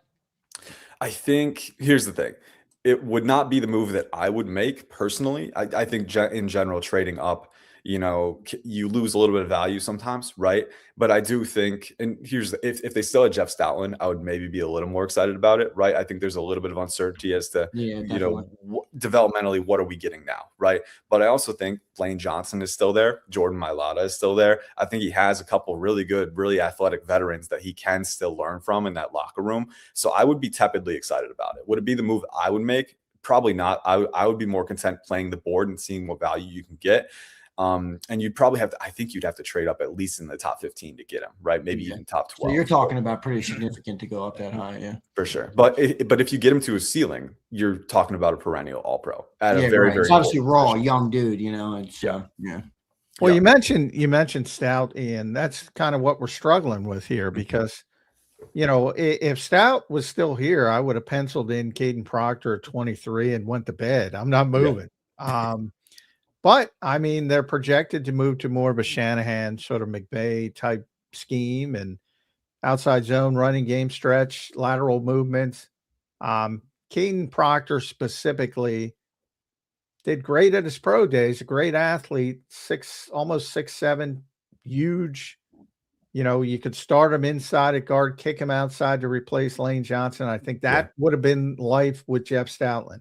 Can he do the other stuff? Can he do the lateral stuff? Can he reach block? Can he do the outside zone stuff? Yeah, and he's one of those guys who there's a very, very stark dichotomy where you hear about him as this freak athlete. And for his size, he is for sure. Being 6'7", almost 6'7", like you said, I think 352 pounds, 33.5-inch arms at the NFL Combine, I want to say. So again, if you want to give the Combine tax, maybe he's closer to 34. But, on film, I did not see elite proportional length. But again, the dude is wide set. He's insanely big, and the compact mass that he holds is very, very impressive. And I do think too, as far as going gap to gap, right, from like the A gap or the C gap to the A gap inside, I think he's got enough pulling range to work across the line halfway. I think he's got enough lightness in his feet to climb to the second level. But do I think he's that pure wide zone guy who's got the full field range and the second level range to match guys to the sideline and be explosive and keep hip leverage in those situations. I don't quite think he's that level of player. I don't think he's flexible enough to execute reach blocks on a consistent basis either. Naturally being a guy who's over 350 pounds, as wide set as he is. And this was a problem that shows up in pass protection too, against speed rushers who are able to get an angle advantage really quickly, working up the arc. If they get that angle advantage, there is a little bit of a delay with him swiveling his hips to steal them off. And sometimes you can see he's not always able to do that just because with the mass that he has, just isn't quite as flexible. So I think when we talk about Kaden Proctor, the big issue I have in a scheme like this is the flexibility. Now, I will say certain Shanahan / McVay coaches have made it work with guys who aren't quite elite athletes. I would look at McVay over in Los Angeles. Alaric Jackson at left tackle was, I believe, if not an undrafted free agent, a late round pick, but he wasn't an elite athlete. He didn't have great length, but they've been able to make it work with him. And he's shown that, at least when their assignment sound, they can get to their landmarks, they can get upfield. Warren McClendon, who filled in for Rob Havenstein, who himself wasn't quite that elite level of athlete, was also able to fulfill the schematic requirements too. So I think there is some wiggle room for sure. And the plan that you had, right? I think that would be the ideal outcome for Kaden Proctor. You can utilize him at guard right away, because what's the thing that the Eagles really needed on the interior line that they didn't really get last year? I think one of the big things was displacement, just not getting enough power to dislodge guys and clear open lanes. Kaden Proctor solves that day one. With that power drive that he has in his legs, but also the explosive power coming from his hands, right? The force. And then you can have him kick out to tackle when the time is right. I think he provides that level of flexibility, right? Whereas with the Spencer Fano, yes, I think he has the athleticism and the flexibility to a greater degree, but also you're a little worried about him holding up on the interior in a phone booth the way that you wouldn't be with Kaden Proctor. So again, there's trade-offs. I think Kaden Proctor, for his size, is athletic enough, but I think the big thing that you would be worried about is with the lacking flexibility.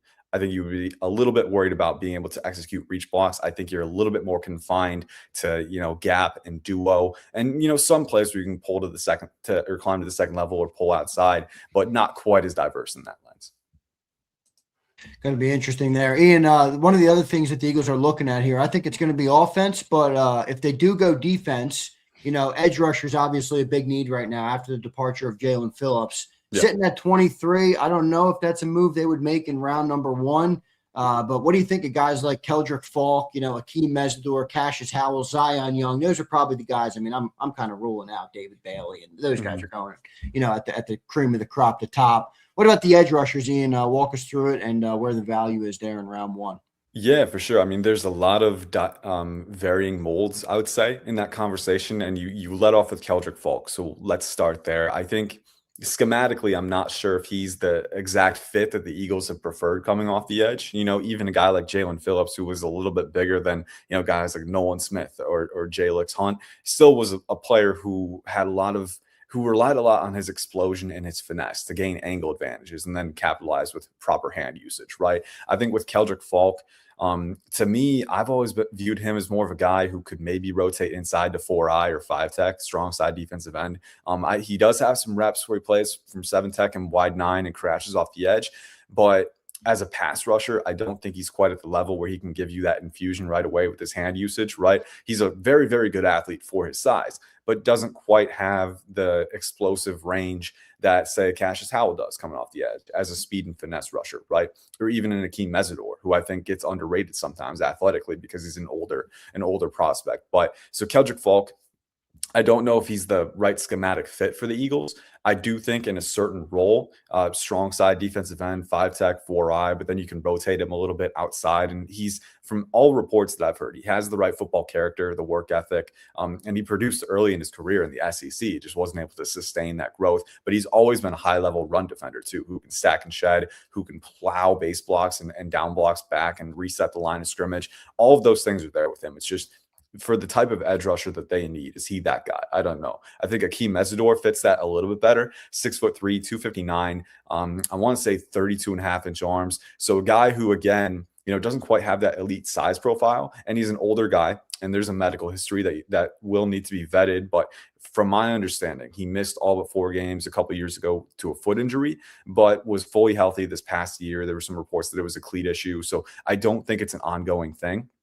And then you look at the tape too. He's explosive. He's twitched up. I think he has enough bend and cornering ability. Again, kind of like Ruben Bain is a little bit stiff in the hips sometimes. He's a little bit, he's very compact, and I think that hurts him a little bit. But overall, has the explosion and the urgency, has an elite understanding of angles and positioning and being able to offset guys and capitalize and use that upper lower sink to win as a pass rusher. And then in run defense too, he's well leveraged. He's strong at the point. He's extremely physical and tenacious when it comes to winning the contact point, and then can use his hands to decouple and enter pursuits. So as far as getting a high level starter right out of the gate, I think Akeem Mesidor is the best fit for you because he has that full pass rush palette. He's got the athletic profile. He's got the run defense and the motor. And he's a very smart, intelligent player too. I mean, just hearing him talk about, his mindset on any given rep, I think he can do whatever you need him to do from outside alignments. You look at Zion Young and Cassius Howell next.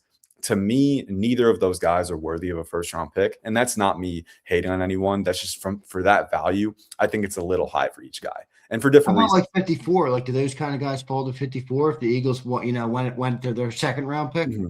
If they're there, I would say yes, but all the mock drafts that we're seeing, right? And we know that mock drafts, consensus boards, none of them are perfect for succinctly communicating where exactly a player is going to go. Right. I will say Cassius Howell, we've seen him in more than a few first-round mocks. Zion Young, same thing. We've seen him in more than a few of those, right? And, some of the guys like Daniel Jeremiah, who, I do the best work that I can watching the film, but some guys like Jeremiah are more plugged in with the NFL side, and you'll see Zion Young pop up in first-round mocks there too. So I think, I don't know if they're going to be there. I think 54 would be the better value proposition for them. But again, if they're not there, I wouldn't try to force it. I wouldn't try to move up for them. I think you might be able to get just as good value later on. And there's reasons for that. I think Cassius Howell, the big issue is the power profile, right? I think he was around 6'2.5", 250 at the NFL Combine, but sub 31-inch arms. Again, is a really good athlete, and he tested like it, I think, especially in the 40-yard dash. I think he's shown that arc running speed that he has, the finesse, the bend, and no one questions the motor or the urgency or the pass rush profile, right? As far as, being able to use Euro steps, right, and rockers to get guys off balance and capitalize with that speed and bend. But at the same time, too, the power profile is very, very lacking. And I don't see enough speed to power application on his film to have confidence there. I think as a run defender, too, he's mainly going to be a guy who's utilized in space, kind of on the backside pursuit, right? Things like that. As a guy who can fully engage and set the edge and stack and shed, you're not getting that with Cassius Howell. And that's okay. I think he fits that specific parameter as a really dynamic pass rush catalyst, but I do think you're getting some limitations elsewhere. As far as Zion Young goes, I think the problems are kind of inverse, right? 6'6", 263, over 33-inch arms, has the explosive power profile and unhinged pursuit motor, right? But he's also pretty stiff in his hips. He doesn't have great cornering ability. And I think a lot of his production is hustle production, which is good. You want that. You want guys to put up numbers just because they're always around the ball and making plays. But at the same time, as a pass rusher, he doesn't have as many pure wins as a technician as I would like. I don't think his pass rush bag is very deep right now. He's got initial power, and then too often there are delays from power to counter. There isn't a diverse pass rush plan, right? I think there are times where he can kind of lock himself out because he's not taking the right angles. And then the hip stiffness makes matters even worse on recovery too. And then also there was I believe it was a driving citation in December. So off field things, teams will have to vet that as well. But, even more than that on the film, I think technically there's still room for him to grow, and it's okay. He's a young player. He's going to be a 22-year-old rookie. He's still growing. The athletic profile is there, but for a first round pick, I need, like, even Keldrick Falk, even though he's raw as a pass rusher, I know that he's got the leverage acquisition. I know that he's an elite run defender on day one to a level that I don't think you quite see with Zion Young, right? So there's trade-offs, but for both those guys, it's a little rich for me. At IC_draft, you see Ian at profootballnetwork.com does a tremendous job. NFL draft analyst, one of the best in the business, as you can hear. One quick addition, I want to get your thoughts on Romelo Height on the edge, David Bailey's teammate at Texas Tech. The Eagles brought him in for a 30 visit. And he is more of an Eagles centric, at least from a size perspective, undersized guy, very Nolan Smith frame, like not the run defender Nolan Smith is, but just your quick thoughts on Romelo Height. Yeah, I kind of view him. He's in a similar bucket to me as Cassius Howell. I think he's a little bit longer, right? But also just like Howell, I think you're getting a little bit of a trade off as far as fully stacking and shedding and being a presence against the run as an edge setter, right? I think he's not going to be that kind of guy. But as a pass rusher, you mentioned it. I think he fits the Eagles' parameters. I think they're hosting him on a top 30 visit. Correct me if Yeah. I'm wrong. Yeah. But super explosive, twitched up, very fluid in his hips too, where he can redirect and stack quick transitions. And the loose hips helps him kind of unlock a little bit more power than you'd expect at his frame on hand extensions and torque and rotational torque. And he's got the pass rush arsenal where he can execute outside inside spins. He's got swipes and rips. So all of those things are available to him, and the motor never rests too. That's one thing that you notice watching David Bailey and Romelo Height. The guys are motor monsters, and Height definitely has the athleticism and the bend and the fluidity and the agility that you would want. You're getting the same trade-off in run defense and sturdiness at the point. So I think he'll probably, my gut tells me that he'll go top 100. I don't quite have him as a top 100 guy. I would prefer him as a designated pass rusher in the early day 3 range, because again, he is an older prospect. He's got a medical history, and you're not going to get that high floor and run defense. But for a team like the Eagles, if he fits the parameters that much for them, I could see taking him in the top 100. And I think he's going to be a dynamic pass rush ad for sure.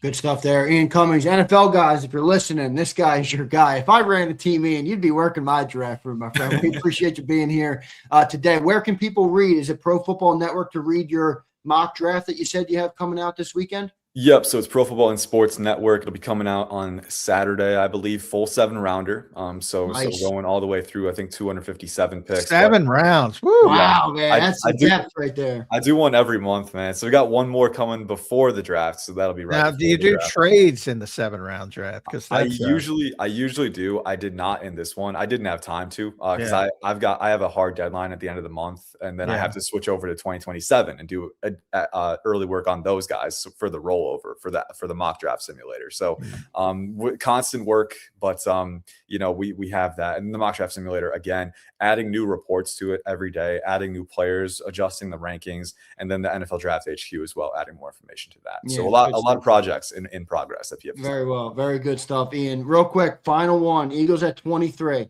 Trade up, trade back, stay put.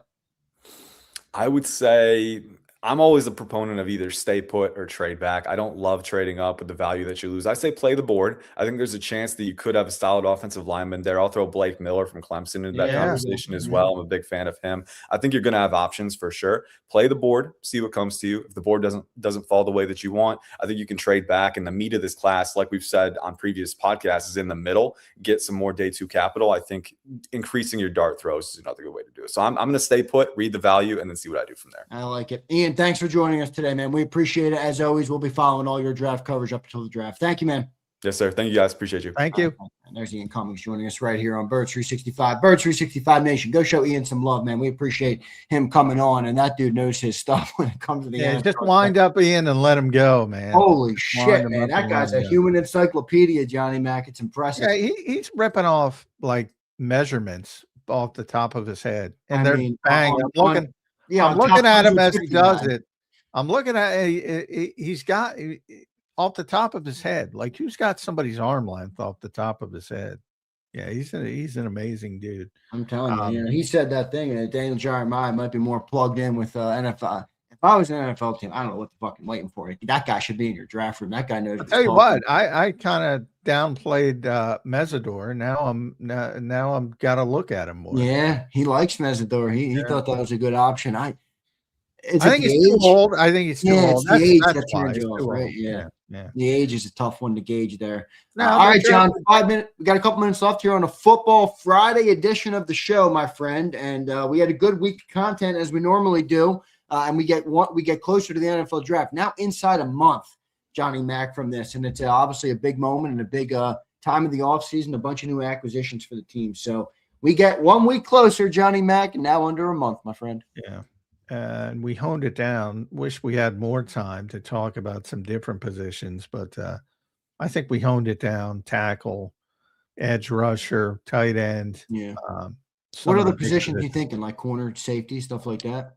Wide receiver? Well, not a corner. I don't think is relevant any longer until probably day 3, where you take whomever. Safety, that's a possibility. I mean, it's kind of tough to just count on Michael Carter and say, hey, we're going to move him back to safety and he's the guy.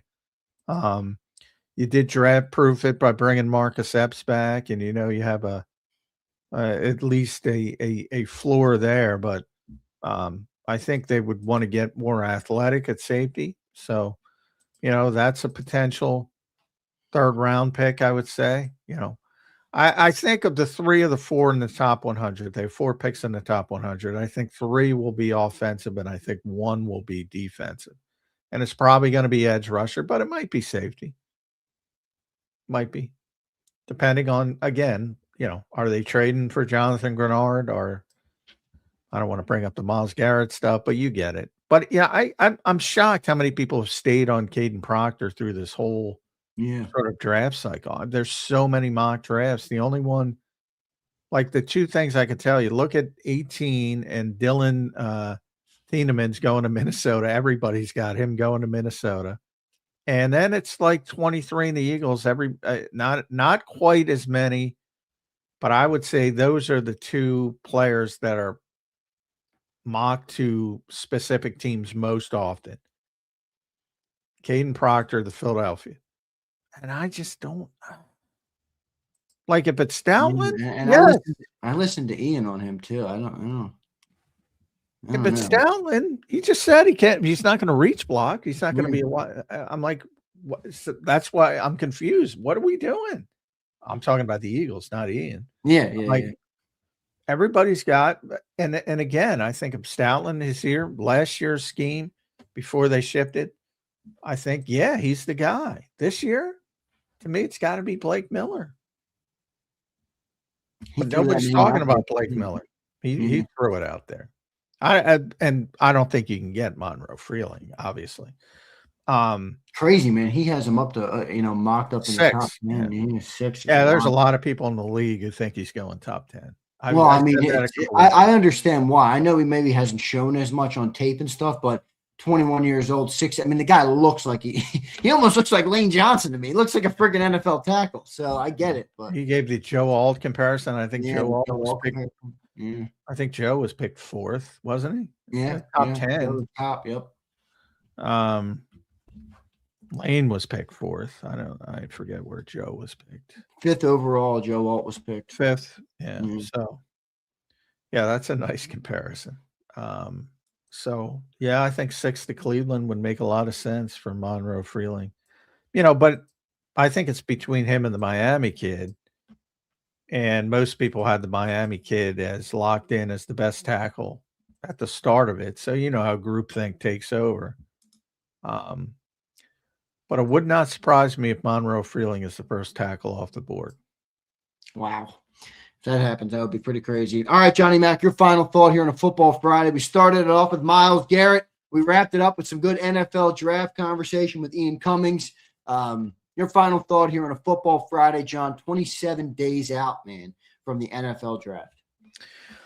Yeah, NFL spring meetings next week, too. So we'll get some, lesser news about the game itself. Eagles Stadium will be is going to be an issue coming up.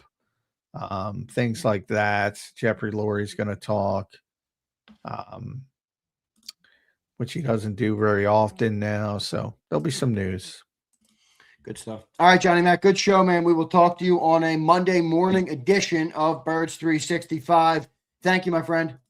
All right. Have a good weekend, everybody. You too, Johnny Mac. Thank you, brother. There's Johnny Mac, John McMullen, the #1 Eagles beat reporter. Give him a follow at JF McMullen. All right. We appreciate him for checking in, obviously, as always today. And we appreciate all you guys for listening to the program today. Don't forget to hit that like button. Don't forget to subscribe to the channel if you're not already. Big shout out to our podcast listeners as well. Guys, I got to give those guys a shout. I don't shout the podcast listeners out enough. All right. I'm going to give you guys a metric. 1.4 million downloads on the Birds 365 podcast. All right. That is pretty impressive number right there for podcast downloads. So big thanks to all you guys doing over 50,000 downloads a month on the Birds 365 podcast. So thank you guys for listening to the podcast. Thanks everybody on YouTube, our home base, where we get most of our viewership. We appreciate all you guys Big shout out to the people listening on Facebook. And we got a couple hundred listening on X as well. So all 750 listening right now. Appreciate, love all you guys. We wouldn't be doing it without you. All right. So I always say I thank you, but I truly hope you know I mean it, because we don't do these programs. We don't keep these shows going. We don't do this business without the great people who support this program. So we're not a sponsor. You know, we have sponsors. We are not a sponsor-driven network. We are an Eagle fan-driven network. And I take great pride in that.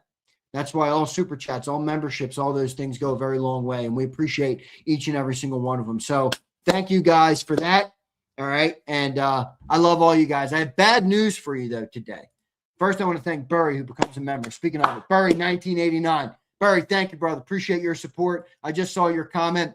Been listening since the Mac and Mac days every morning at work. Burry, thank you, dude. We appreciate it through all the ups and the downs, the changes, the good, the bad, the indifferent. You've been rocking with us. We appreciate that. And thanks for becoming a member today for the financial support as well. We appreciate that, brother. So the bad news today is your boy Big Z has a meeting at noon, and it's an hour and a half away, which means I don't have any time for Zander time today. All right? I don't got any time for Zander time, so I won't have much. I will take a couple comments just on what you guys thought of Ian Cummings and kind of the draft breakdown, where we are 27 days away. All right? Rasputin says, you're not beholden to anyone. That's why the channel is great. Absolutely, Rasputin. And I like it that way, my friend. If sponsors want to support, that's great. And we appreciate that. All right. And we thank Fritz Bianculli Law Firm. We thank the Morgan & Morgan Law Firm. We thank Humpty Dumplings. We thank Savvy Seats. We like our sponsors. But if I ever get to a phase where I'm, like you say, beholden to that, I think I'll lose my love for doing it. Honestly, I love doing it, and I love the community we've built. So, Madness, what's up, brother? Happy birthday! I saw your chat earlier, man. My birthday was yesterday. Love y'all, go Birds! Love it, man. Let me DJ the opening game tailgate. Madness. Now we're talking, my friend. I got to figure out what the setup is, man, and maybe I'll reach out to you. I got you on Instagram, so I'll reach out to you, all right, brother? So, thank you guys all. I do have to run. What you guys think of Ian Cummings, man? He is so damn good with the draft. I don't know what our NFL teams doing. Seriously, I mean, what are NFL teams doing? That guy should be in a building. If we get Jacob big enough and the fans get us to where the Eagles are a fan-owned team, all right, by way of Jacob, I'm hiring Ian Cummings. You guys approve with that? I'm hiring Ian Cummings to be my top draft guy. All right? Guy knows what the hell he's talking about. Holy moly. All right? I haven't taken a dump during Xander time in months. Brian, it's a busy time of my life, Brian. You know? It's a busy time of my life.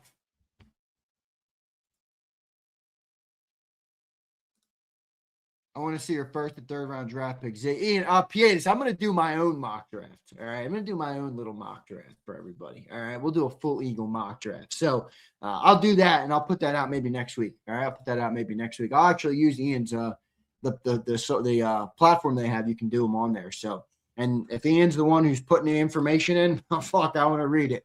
All right. I want to read it. I like listening to that guy, man. Guy knows what the hell he's talking about, which I appreciate. So, all right, guys, I got to run. Thank you for doing it today. Thank you for doing it all week, as always. And I will catch you guys later. Enjoy your weekend. I hope we get some nice weather, man. We had great weather yesterday. And then today I wake up and it's muggy and rainy. I'm like, damn, man. We got one good day. Is that all God's willing to give us at this point? God must be angry at us right now. All right, guys. Love all you guys. Hit that like button. See you next time, everybody. EAGLES. Eagles.